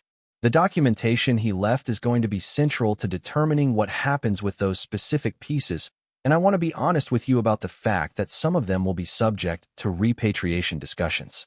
They may ultimately be returned to families or foundations that have been looking for them." Marjorie said, "That is what should happen with them." Catherine Park looked at her with the same expression she had worn in the cabin over the ledger. She said, "Yes, it is." Then she said, "However, the collection as a whole, accounting for the pieces whose provenance is clear and whose ownership is not in dispute, accounting for the pieces that your father legitimately acquired in the course of his work and documented as such, accounting for the coins that were his own purchases over decades of careful collecting alongside the material he was stewarding. What remains after the repatriation discussions are resolved is still a collection of very significant value. She looked at David Reyes. He said, "Preliminary and conservative. I want to emphasize those words. Preliminary and conservative assessment of the numismatic material alone, the coins and the precious metal pieces, is between $8 and $12 million. He said it the way careful people deliver large numbers, flatly, without drama, because the number carries its own weight and does not need assistance. The cedars moved in the wind. A bird called somewhere in the distance. Marjorie stood on the limestone ground of her father's property in the October afternoon and heard the number and did not speak. Sandra made a sound that was not quite a word. Robert put his hand on her shoulder. David Reyes continued. He said, "Frank can speak to the currency and documentation." Frank Aldridge said, "The boxed currency on the second shelf is American currency, consistent with the periods your father described in his ledger. It is in exceptional condition for its age, which is directly attributable to the conditions in the room, the temperature stability, the low humidity, the sealed environment. Currency in this condition from these periods has collector value well above face value, particularly for certain series and denominations that are represented here." He said, "I have not completed my assessment. I will need more time with the full inventory. But my initial read of the second shelf suggests a value in the range of $2 to $3 million, above and beyond simple face value." He said, "The documentation on the third shelf is a separate matter. Some of it has historical and archival value that is difficult to quantify in simple dollar terms, but that is significant to institutions that deal in this area. More importantly, for your immediate purposes, the documents your father kept regarding the provenance of the coins are going to be invaluable in the repatriation process. They will allow claims to be resolved more quickly and more accurately than would otherwise be possible, and they will establish the legitimacy of your father's custodianship in a way that protects you and your family from any complications that might otherwise arise." Iris Soto said, "On that point, legally, your position is sound. Your father's documentation establishes a clear chain of custody and a clear statement of intent that is consistent with legitimate custodianship rather than unlawful possession. The repatriation process for the disputed pieces will involve working with specialized legal and historical bodies, and I can help you navigate that. But I want you to know that the documents your father kept are your protection, and they are thorough." He anticipated this moment, and he prepared for it. She paused. She said, "He was a very careful man." Marjorie said, "Yes, he was." David Reyes said, "There is one more thing." He reached into his jacket pocket and removed a folded paper, a printout of something he had prepared before coming. He said, "The safe deposit box. You mentioned the second key in the document. Have you been to the bank yet?" Marjorie said, "No, not yet. I was waiting." He said, "I would recommend going as soon as possible. Based on the ledger description and based on what I know about how your father organized his documentation, I believe the safe deposit box contains additional records that will be important for the appraisal and legal processes. It may also contain additional instruments that are relevant to the total picture of what he left you." He said, "I do not want to speculate beyond that, but I would not wait." Marjorie said, "We will go this week." He nodded. He said, "There is a total figure that I want to give you, and again, I want to be precise about its limitations. It is preliminary. It does not account for the repatriation adjustments, which will reduce the numismatic portion. It does not account for the contents of the safe deposit box. It does not account for the final appraisal of the documentation, which could be higher or lower than my current estimate depending on what Frank finds in a complete review. With all of those caveats clearly stated, a preliminary and conservative total assessment of what your father left in this room is between $12 and $18 million. The number arrived in the October air and stayed there, and no one said anything for what felt like a very long time. Marjorie thought about the eviction notice in the drawer of Gerald's refinished table. She thought about the housing counselor who had been kind and unable to help. She thought about the 30-day clock, which had run out 2 weeks ago, and the boxes of her things that were stacked in Diane's spare room, and the rose bushes she had looked at through the window until looking at them became something she could not afford. She thought about the Tuesday morning and the coffee and the gardening catalog and the letter from a law firm she had never heard of that had taken 41 years of familiar life away from her in the time it took to read 3 paragraphs. She thought about her father at his kitchen table in the early 1960s, writing the first entry in a green ledger, a young man making a decision about what kind of person he intended to be when the system he was part of did not make that easy. She thought about him buying this land in 1957 and building the cabin with his own hands, and then building the room beneath it, carrying the limestone blocks down one at a time, laying the floor with the precision of a surveyor who knew exactly what level meant, sealing it and locking it, and stepping back and looking at what he had made and knowing that he had built it to last longer than he would last, which was not a difficult standard to meet. She thought about what it meant that he had been right. She said, "Thank you." She said it quietly and without drama, looking at David Reyes and then at Catherine Park and Frank Aldridge and Iris Soto, each in turn. She said, "Thank you for coming here and for treating this with the seriousness it deserves and for being honest with me at every step. My father would have wanted honesty above all else. I think you have given him that." Catherine Park said, "He gave it to us first." They spent another 2 hours in the room, completing the photographic record and the initial inventory. And by the time they locked the cabin and drove back down the gravel road through the creek and up onto the paved surface that led toward the highway, the light had gone golden and long in the way of late October afternoons that are trying to tell you something about the passage of time without being obvious about it. In the truck, Sandra held Marjorie's hand without speaking, which was exactly right. Robert drove with the focus of a man who understood that certain moments were not improved by commentary. The hills unrolled on either side of the road, and the sky above them was the color of something antique and beautiful, and Marjorie sat with her daughter's hand in hers and felt the geography of her life rearranging itself around a new center of gravity, felt the weight that had been living in her chest since the Tuesday of the letter shifting and redistributing and settling into a different configuration, not gone, not resolved into something simple, but changed, fundamentally and permanently changed. They went to the bank 3 days later, Marjorie and Sandra and Robert, driving to the city her father had specified in the document from the lockbox, finding the branch, presenting the documentation and the key to a man in a suit who was professional and precise, and who led them to a private room where the safe deposit box was brought to them on a tray. The box was larger than Marjorie had expected, the kind of box that required a purpose rather than mere caution. And when she opened it with the small stamped key, the contents were organized with the same thoroughness that had characterized everything else her father had prepared. There were additional ledgers, 3 of them, thinner than the main one in the cabin, but covering the years she had found to be least documented in the primary record. There were government documents, official and sealed, of a nature that Iris Soto examined with an expression of quiet and increasing attention. There were personal papers, her father's original surveying licenses, his government employment records, correspondence that had been carefully preserved between professional contacts whose names meant nothing to Marjorie but clearly meant something to Iris, who noted each name without comment, but with a consistency of attention that told its own story. And at the bottom of the box, in a sealed envelope with Marjorie's name on it in her father's block-letter handwriting, there was a letter, not a ledger entry, not a professional document, but a letter, handwritten on 2 pages of the plain white paper he had always used, dated the same year as the final ledger entry, 6 months before his death. She read it alone, in the private room, while Sandra and Robert waited outside.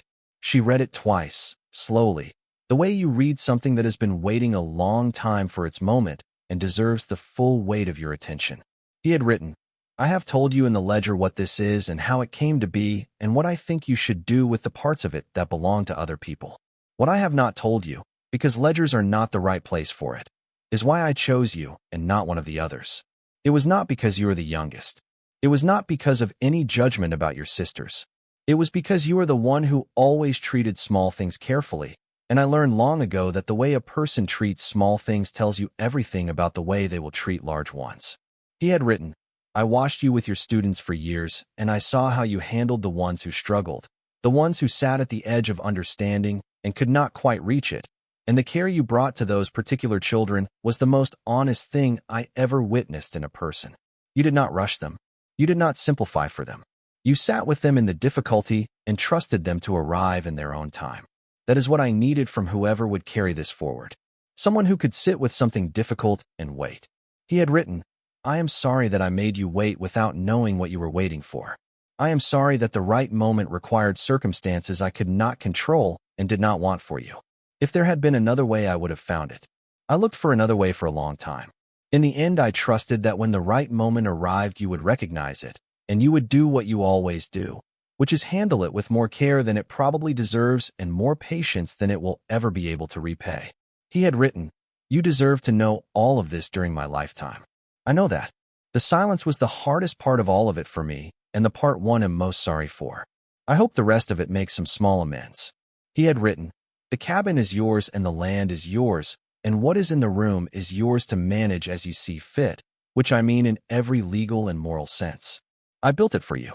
I leave it to you. I trust you with it completely and without reservation. I always have. He had signed it the way he signed everything, Thomas E. Holt, the full formal name on official documents, which was his way of saying this is serious and real, and I mean every word of it.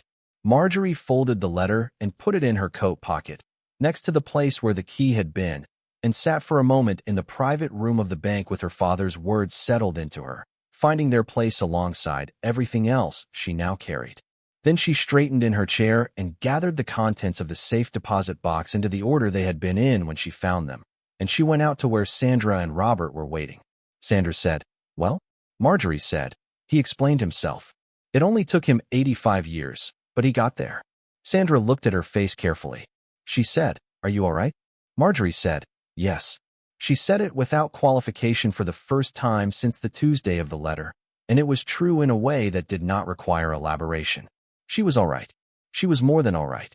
She was standing in a bank in a city 2 hours from her father's cabin with his letter in her pocket and his key in her hand, and the full understanding of what he had done for her, and why he had done it, and what it meant that the right moment had arrived in the form of the worst thing that had happened to her in years, and she was all right.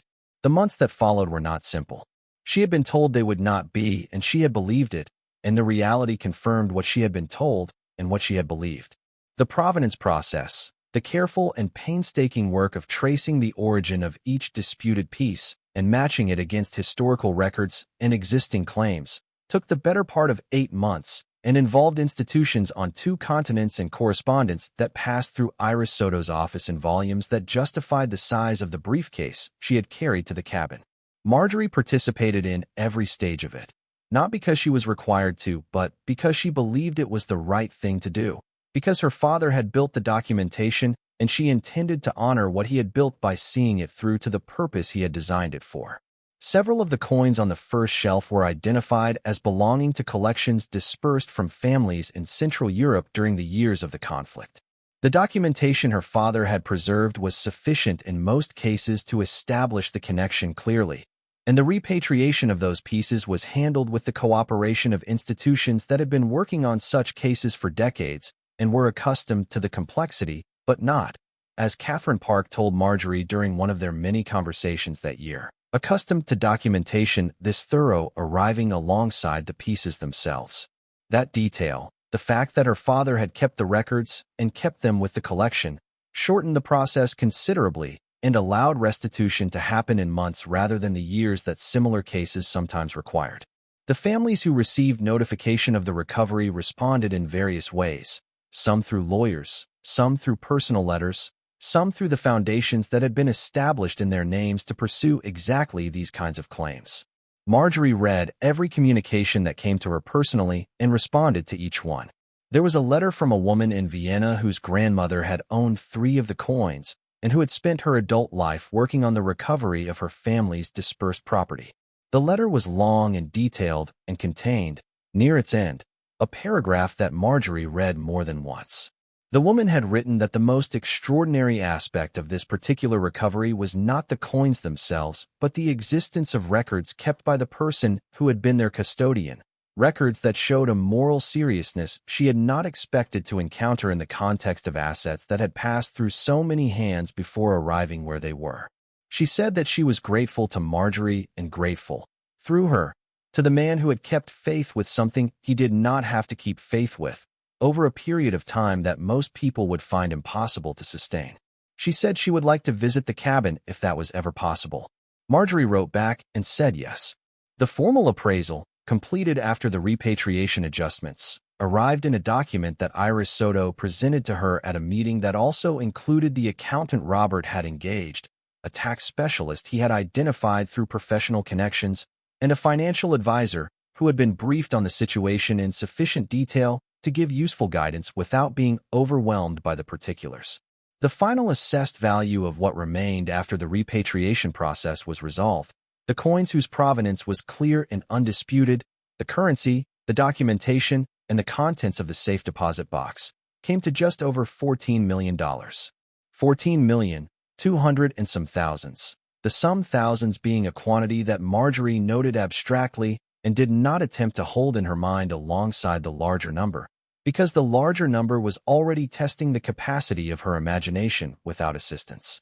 She sat with that number for a long time before she did anything with it. Not because she was uncertain about her values or her intentions, but because her father had waited 60 years and she thought she could manage a few months, and because the number was large enough that doing anything hasty with it would have been a betrayal of the patience that had made it possible. She read and she consulted and she asked questions of the people around her who had the expertise to answer them. And she thought about what her father had written about sitting with difficult things and waiting, and she waited until the picture was clear enough to act on. What she did first was practical. She addressed the housing situation with the directness of someone who has been thinking about a problem for months and has arrived at a solution that requires only the means to implement it. She bought property in the hill country, 20 minutes from her father's cabin, a modest house on 5 acres with a creek visible from the back porch, and cedar growing along the fence lines that moved in the wind with the voice she had been hearing in memory all of her adult life. It was not a grand house. It was exactly the size she needed and no larger, with a kitchen big enough for her table and a garden large enough for rose bushes and a spare room for the daughters and grandchildren she intended to see considerably more of now that she had a place to welcome them. She established trusts for her grandchildren's education, structured carefully with the guidance of the accountant and the tax specialist, the kind of arrangement that would be genuinely useful rather than simply generous, that would provide for education and not for idleness, that would honor the work ethic of the man who had generated it without replicating the secrecy that had been its particular historical burden. She set aside funds for the ongoing support of the repatriation, institutions that had worked with her through the provenance process, because she believed in what they did and understood that it required resources and attention in perpetuity, and because her father had spent 60 years trying to make their work easier, and she intended to continue that in her own way and within her own means. She gave money to the school district where she had spent 19 years teaching children to read, not to the administration, but to the specific programs she knew from experience actually reached the children who needed reaching, the literacy intervention resources, and the early childhood programs, and the summer reading initiatives that kept the gains children made during the school year from evaporating in the weeks when no one was reinforcing them. She gave enough to matter and not so much that the programs became dependent on her specifically, because she understood the difference between a gift and a structural support and believed the latter was more honest. She kept the cabin. This was the decision she had made first, before any of the others, before the house purchase and the trusts and the institutional giving, because it was the decision her father had made possible with everything he built, and she felt its rightness at a level that required no deliberation. The cabin was cleaned and carefully restored by craftspeople she found through the network of people in the hill country who knew how to work with old limestone and cedar and cast iron without destroying what age and use had given them. The hidden room was not altered. It was documented by a professional architectural historian at the recommendation of Catherine Park, its construction recorded in detail as a piece of mid-20th century vernacular craftsmanship by a man who had built with a purpose that was now part of the historical record. The shelves were left in place, empty now, but shaped by 60 years of holding something important, and that shaping seemed worth preserving. The woman from Vienna came in the spring. Her name was Eva Bernstein, and she was 70 years old, and she had been working on the recovery of her family's dispersed property for 35 years, and she had not expected. She told Marjorie honestly on the first evening of her visit, To end any part of that work standing in a room beneath a limestone cabin in Texas looking at the cedar shelves where the recovered pieces had sat for 6 decades. She had not expected any of it to feel like this, she said. She could not find the right word for what it felt like. Marjorie said she understood the difficulty. She said some things required more words than were available, and that the right response to that was not to force a word into the gap, but to sit with the gap itself and let it mean what it meant. Eva Bernstein looked at her and said, "You sound like someone who has done that." Marjorie said, "I had a good teacher." They sat on the porch of the cabin in the April evening and listened to the wind in the cedar and the sound of the creek below, and they did not talk constantly, which was the right way to spend time with another person in a place that had earned its silence. Eva Bernstein said she wanted to understand what kind of man Thomas Holt had been, and Marjorie told her, carefully and with the specificity the question deserved, because specificity was the only real form of tribute. She talked about the block letter handwriting and the surveying manuals and the pecans he brought every Christmas and the table refinished twice and the way he had sat in the evenings without needing to fill the silence. She talked about the way he had looked at her work with her struggling students on the rare occasions he visited her school, the quality of attention in his watching, the way he had said nothing afterward, and then, weeks later, referenced something specific he had seen in a way that told her he had been thinking about it since. She talked about the note in his will, 5 words, that had taken her 74 years and an eviction notice to fully understand. Eva Bernstein said, "He sounds like a man who understood that patience was not passive." Marjorie said, "That is exactly right." She said, "He understood that keeping something safe is an active choice, made again every day, for as long as the keeping is required." Marjorie said, "Yes, he did." They sat with that for a while, and then the light faded and the stars came out over the cedar in the way they only do away from the city, all at once, and with a completeness that feels like an argument. Marjorie made coffee, and they moved inside, and the cabin was warm and lit and smelled the way it had always smelled, dry stone and old cedar and the faintest trace of the lamp oil in the walls. And Marjorie thought that her father had built this place to be lived in, and that it was being lived in now, finally and at last, in the way he had probably always intended. Derek had not reached out during the months of the process. This was his choice, and Marjorie had accepted it as such without spending significant energy on it, because the energy required to manage her own transition through a transformation of this scale had not left a great deal left over for the complications of her son-in-law's conscience. What she knew about Derek's response to events she knew through Diane, who reported carefully and without editorializing, which Marjorie appreciated.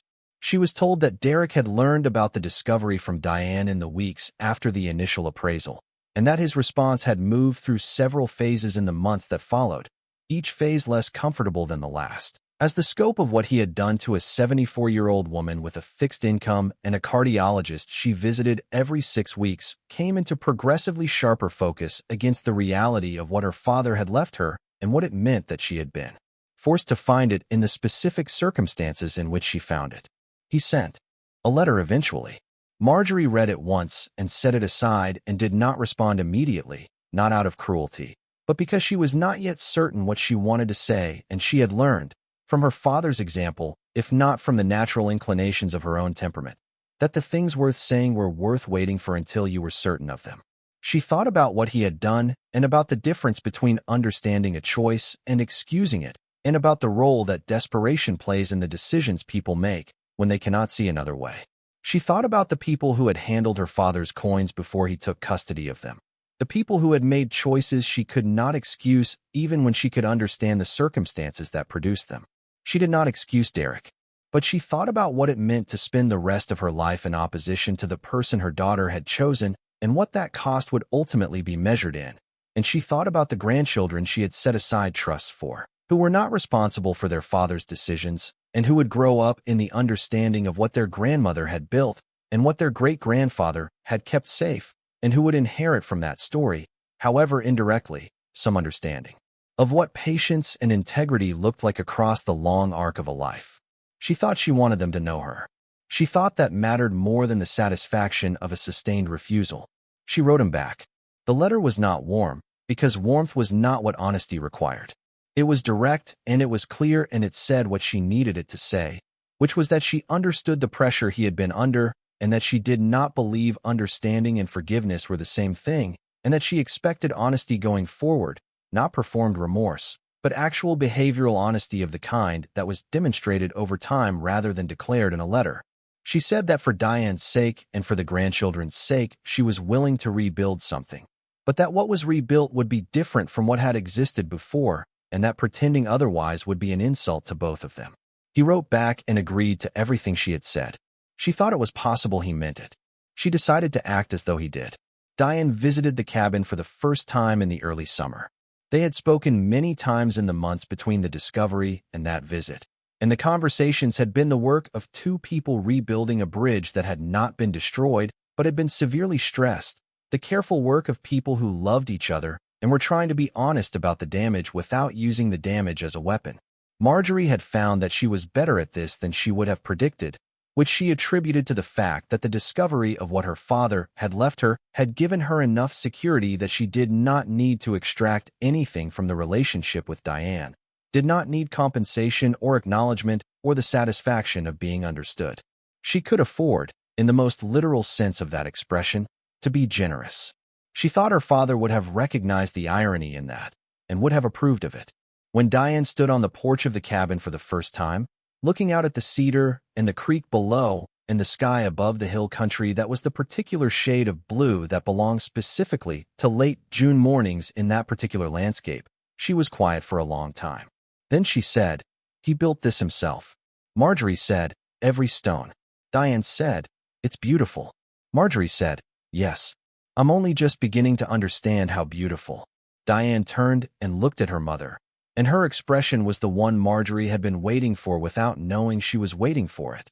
The expression of a daughter who is seeing her mother clearly, not as a figure of comfort or a source of concern or a person to be managed through a difficult situation, but as a person, complete and particular and worthy of the full quality of attention.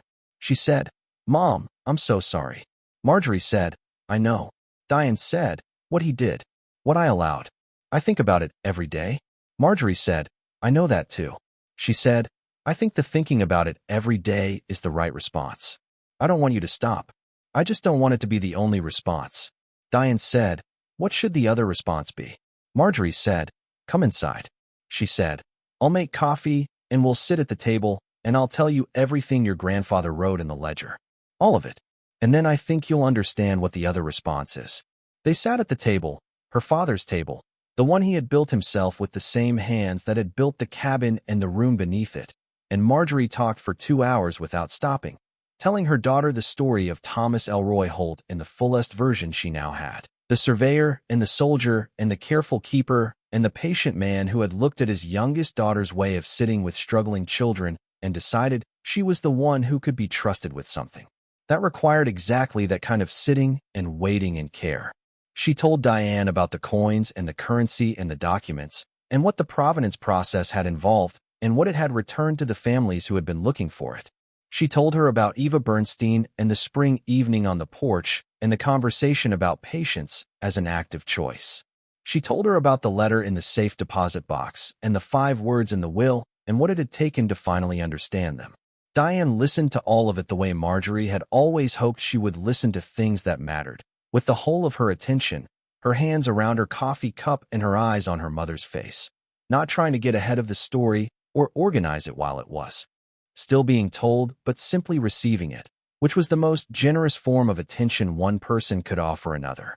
When Marjorie finished, Diane was quiet for a moment. Then she said, "He was waiting for you to need it." Marjorie said, "Yes." Diane said, "He knew something would eventually happen that made the right moment." Marjorie said, "He was a patient man. He knew that life provides its own occasions if you build the right things to meet them." Diane said, "And he built this." Marjorie said, "He built this."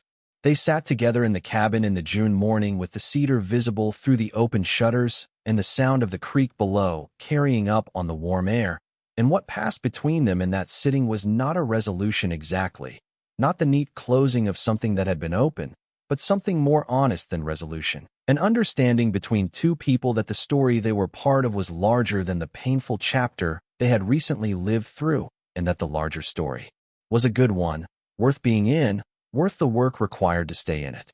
The rose bushes were Sandra's idea. She brought them the following autumn, 2 bare-root specimens of the same variety that had grown in Marjorie's backyard for 41 years, sourced through a nursery that specialized in heritage varieties and that had been able to provide what Sandra described on the phone as the closest available match to the original. Marjorie did not tell her that the variety did not need to be identical, that what mattered was not the specific genetic lineage of the plant, but the act of planting it, the act of putting something living into the ground of a place she now owned and intended to stay in, and had reason to care about what grew there.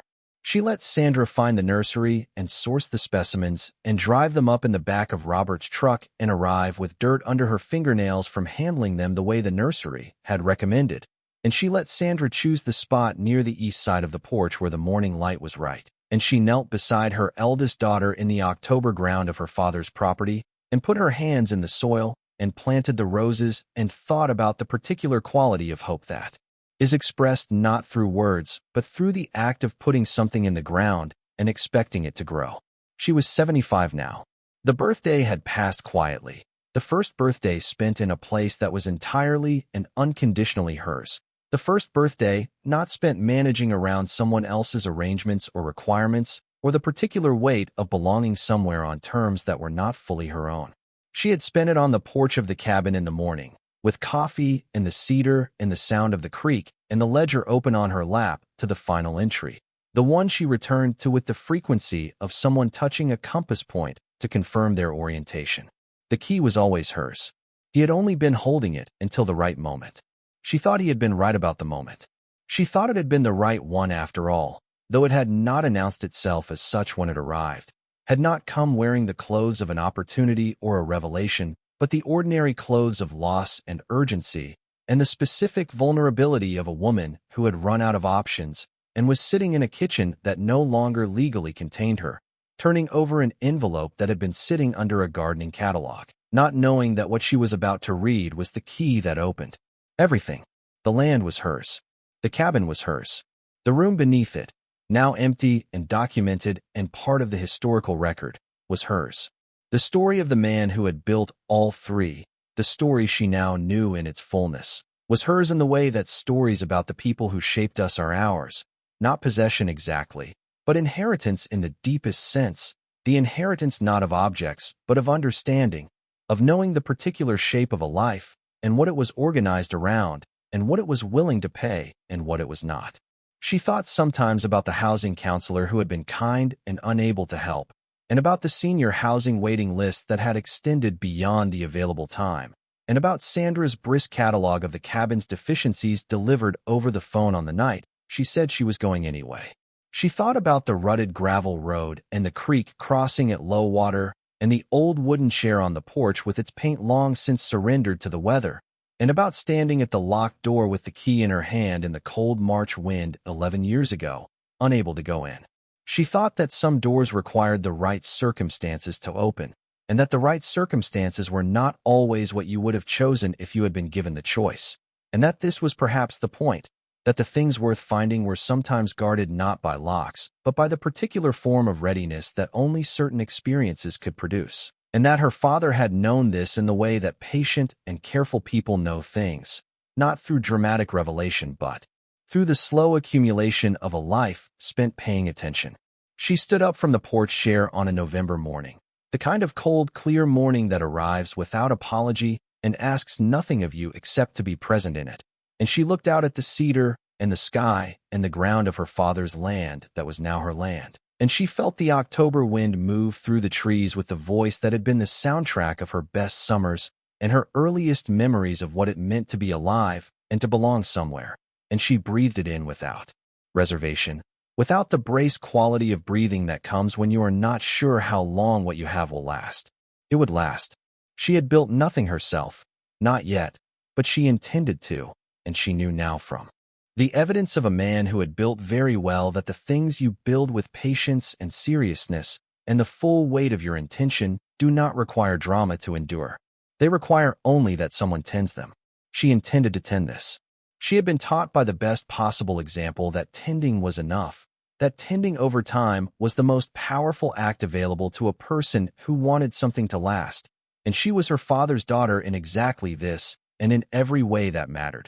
The way that a person who has spent a lifetime treating small things carefully becomes, in the fullness of time, capable of handling something large. She went inside and put the kettle on and opened the ledger on the table and read the last entry one more time.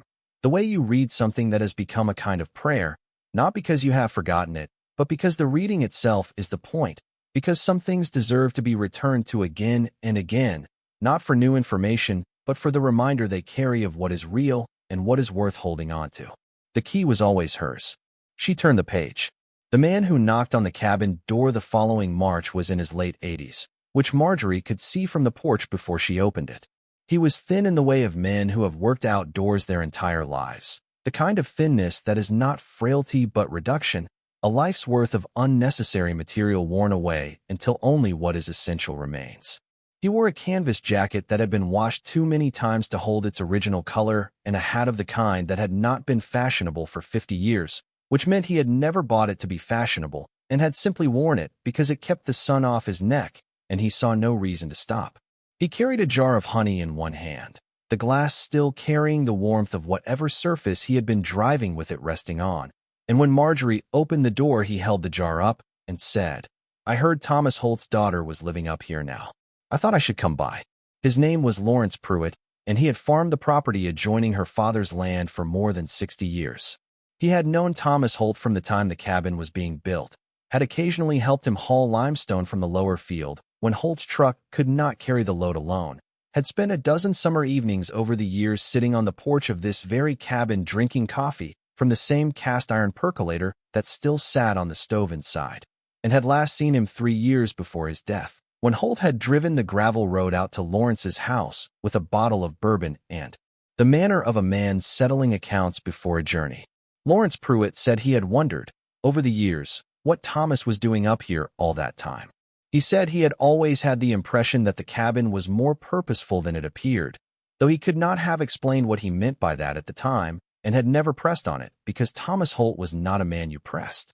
Marjorie made coffee, and they sat on the porch in the March light, which was still thin and uncertain, the spring not yet fully committed, and she listened to Lawrence Pruitt talk about her father in the way that only people who knew someone in their ordinary daily life can talk about them.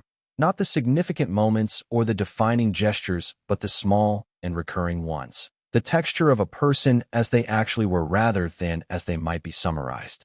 He said her father had always arrived at his fence line at exactly the same time each morning when he was staying at the cabin, checking the boundary markers with the attentiveness of a man who believed that boundaries maintained where disputes prevented. He said her father had repaired a stretch of Lawrence's fence one fall without being asked and without mentioning it afterward, which Lawrence had discovered only when he was riding that section of property and noticed the new posts and wire, and when he had driven over to say something about it, Thomas Holt had listened to his thanks with the expression of a man who found the whole business slightly embarrassing.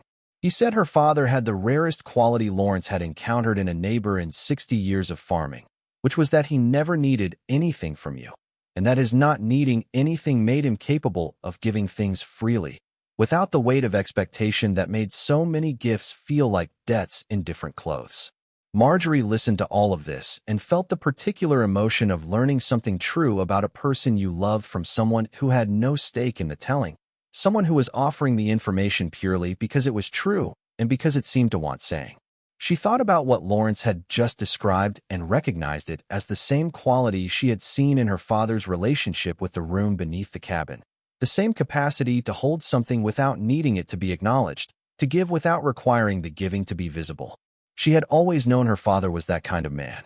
She had not known until Lawrence Pruitt's visit that others had seen it too, that it was not a private impression shaped by the distortions of love and familiarity, but an observable fact about who Thomas Holt was in the world.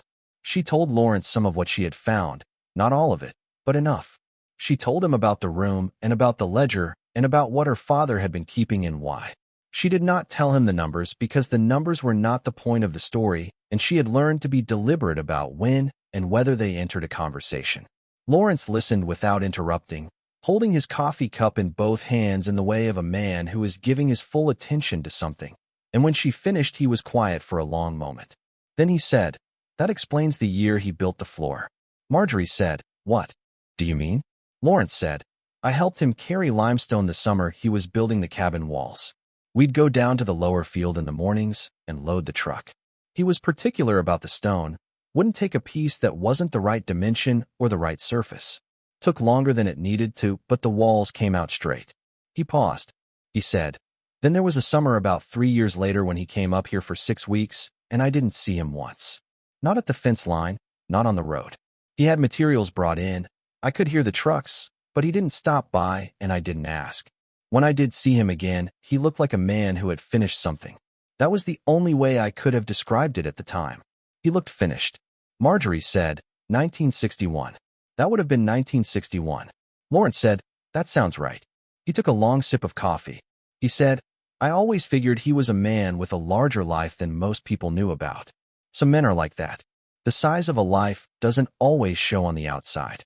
He left an hour later. The honey jar accepted and the coffee finished, and Marjorie stood on the porch and watched his truck move down the gravel road in the pale March light and thought about her father at the fence line every morning, checking the boundaries with the attentiveness of a man who believed that maintained boundaries prevented disputes, and thought that this was a description of something much larger than fence maintenance, that it was a description of how Thomas Elroy Holt had moved through the world, maintaining the boundaries between what was his responsibility and what was not, between what he had chosen and what had been chosen for him, between the silence he had kept and the record he had built to outlast it. She went back inside and opened the ledger to a page near the middle, one she had read many times, and read it again in the light of what Lawrence Pruitt had just told her, and found that it meant something slightly different now, as things sometimes do when you have been given a new piece of context from an unexpected direction. The page described the 6 weeks of her father's work in the summer of 1961 in the same practical and unsentimental language he used for everything, noting the dimensions of the room, the materials used, the number of days required for the floor alone. She had read those sentences as technical record-keeping the first dozen times she had encountered them. Now she read them as Lawrence Pruitt had described her father looking when the work was done, finished. She read them as the record of a man who had completed something he had been carrying for nearly a decade and who had felt, in the completion of it, something that he was not able to name in a ledger, but that had been visible nonetheless to a neighbor who saw him at the fence line every morning and noticed when a man's quality of presence changed. Her grandchildren came in July, Sandra's 2 and Diane's 3, arriving in a caravan of vehicles that filled the small clearing in front of the cabin with the cheerful, productive chaos of children between the ages of 8 and 16 who have been in cars for longer than they wanted to be and have emerged with the surplus energy that confinement generates. There were 5 of them, and they were in all the ways that grandchildren are, overlapping and distinct, their personalities already shaped enough to be individual and still fluid enough to be surprising. Marjorie had been thinking about their visit for weeks, not with anxiety, but with the focused anticipation of someone who has something specific to give and is thinking carefully about how to give it. She did not take them to the room beneath the floor immediately. She let them have the first afternoon for the creek and the cedar and the purely physical joy of being in a place where the ground was uneven and the trees were climbable and the water was cold and clear and had no guardrails. She watched them from the porch with the particular contentment of a person who has spent a career understanding what children need and is watching children get exactly that, with the added satisfaction of knowing that this specific ground, this specific creek, these specific trees had been secured for exactly this purpose by a man who had trusted that the right moment would eventually require them. In the evening, when they were fed and somewhat calmed by the effort of the day, she gathered them at the table and told them about their great-grandfather. She had thought carefully about how to tell it, about what was essential and what could wait, about the difference between a story given in full and a story given in the right proportions for the people receiving it. She began not with the room or the coins or any of the dramatic facts, but with the fence line, with Lawrence Pruitt's description of Thomas Holt arriving at the boundary markers every morning at the same time, checking them with the care of a man who believed that maintained boundaries prevented disputes. She told them that this was the kind of man he was before she told them anything else about him, because she wanted them to understand the character before they encountered the story, the way you establish a foundation before you build on it. The oldest grandchild, Diane's 16-year-old, Nathan, asked why that mattered, why the fence line was important compared to everything else. Marjorie said that it mattered because a man who maintains a boundary he does not have to maintain, that no one is watching him maintain, that he would not be blamed for neglecting, is telling you something true about himself. She said that the most reliable information you have about a person's character is what they do when no one is paying attention, and that Thomas Holt had spent 60 years doing the most important work of his life in a room that no one knew existed, with no audience and no acknowledgement, and no external accountability of any kind. She said that the fence line was just one small example of the same instinct applied to everything. Nathan was quiet for a moment and then said, "He sounds like he was lonely." Marjorie considered this with the seriousness it deserved, because it deserved seriousness, and because Nathan was 16 and 16-year-olds who ask real questions deserve real answers. She said, "I think he was private, which is different from lonely." She said, "Lonely is when you want company and don't have it. Private is when you have chosen a life that does not require witness." She said, "I think he would have said he had enough witness in himself." Nathan thought about this and said, "Do you think that's enough?" Marjorie said, "I think for certain kinds of people it is. I think he was one of those people."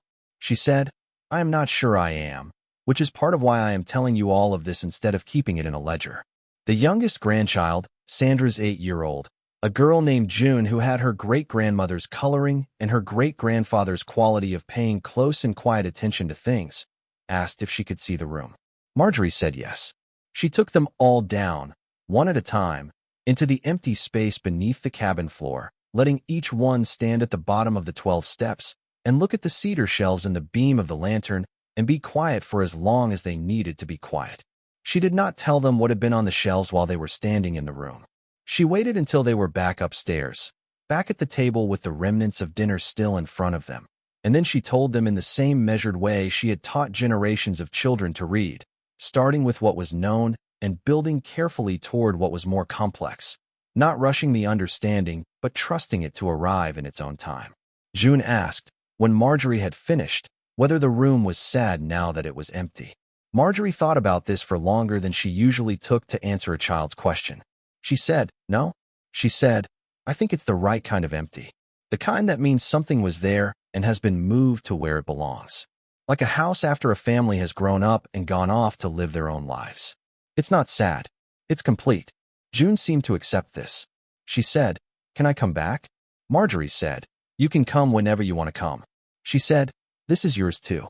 Not legally and not financially, but in the way that matters more than both of those things, which is that you belong to the story of this place, and it belongs to you." She said, "Your great-grandfather built it to last.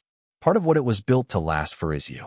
The summer moved through its long, bright weeks, and Marjorie moved through them with it, settling into the rhythms of the hill country with the ease of someone returning to a practice that had been interrupted rather than beginning one from scratch. She planted a kitchen garden on the south side of the cabin, modest and practical, tomatoes and peppers and the herbs she had always grown on a windowsill and now had room to give proper ground. She attended the small community events that the area supported, the feed store gatherings, and the volunteer fire department fundraisers, and the informal meetings at the Grange Hall, where the particular concerns of rural landowners were discussed with the directness of people who understood that the land was not an abstraction. She was new, but she was not foreign, because the land was her father's land and people in the hill country had long memories for whose land was whose, and what that meant about a person's relationship to the place. She began, in the evenings after the day's work was done and the light had gone golden in the cedar, to write.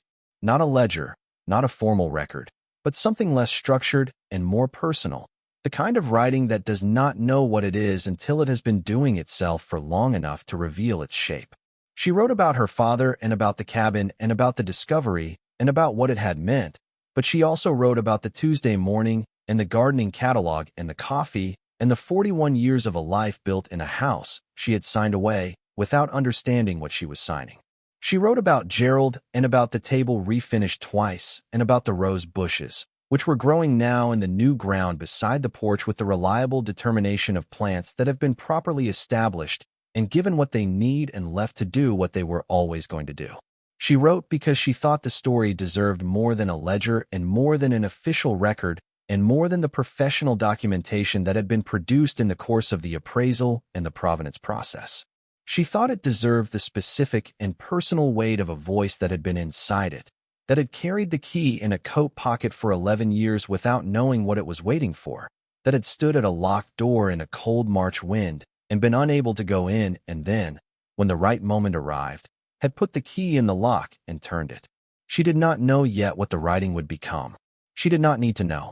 Her father had taught her by example that the most important work often did not reveal its full purpose until long after it had been completed, and that this was not a reason to wait for clarity before beginning, but a reason to begin with the full commitment that clarity would have provided if it had been available.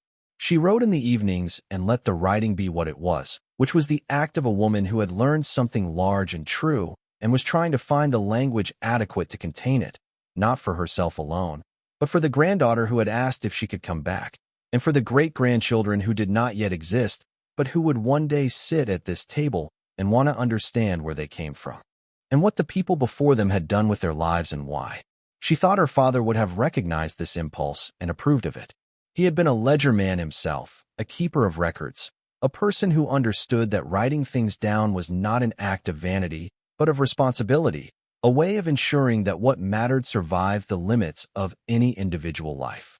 She was her father's daughter in this and in everything that had mattered about him, and she had the cabin and the table and the October light and the sound of the wind in the cedar and the particular quality of silence that belongs to places where something true has been kept for a very long time, and she had time. More of it than she had expected to have when a Tuesday morning had taken the shape of a letter from a law firm she had never heard of, and she had sat in a kitchen that no longer contained her and not yet known that the key in her coat pocket was already the answer to every question the letter had raised. She turned the page and kept writing. Thank you so much for watching until the end. If you love this story, check out the other videos on your screen now. I think you'll really enjoy them. And don't forget to subscribe if you haven't already. See you in the next story.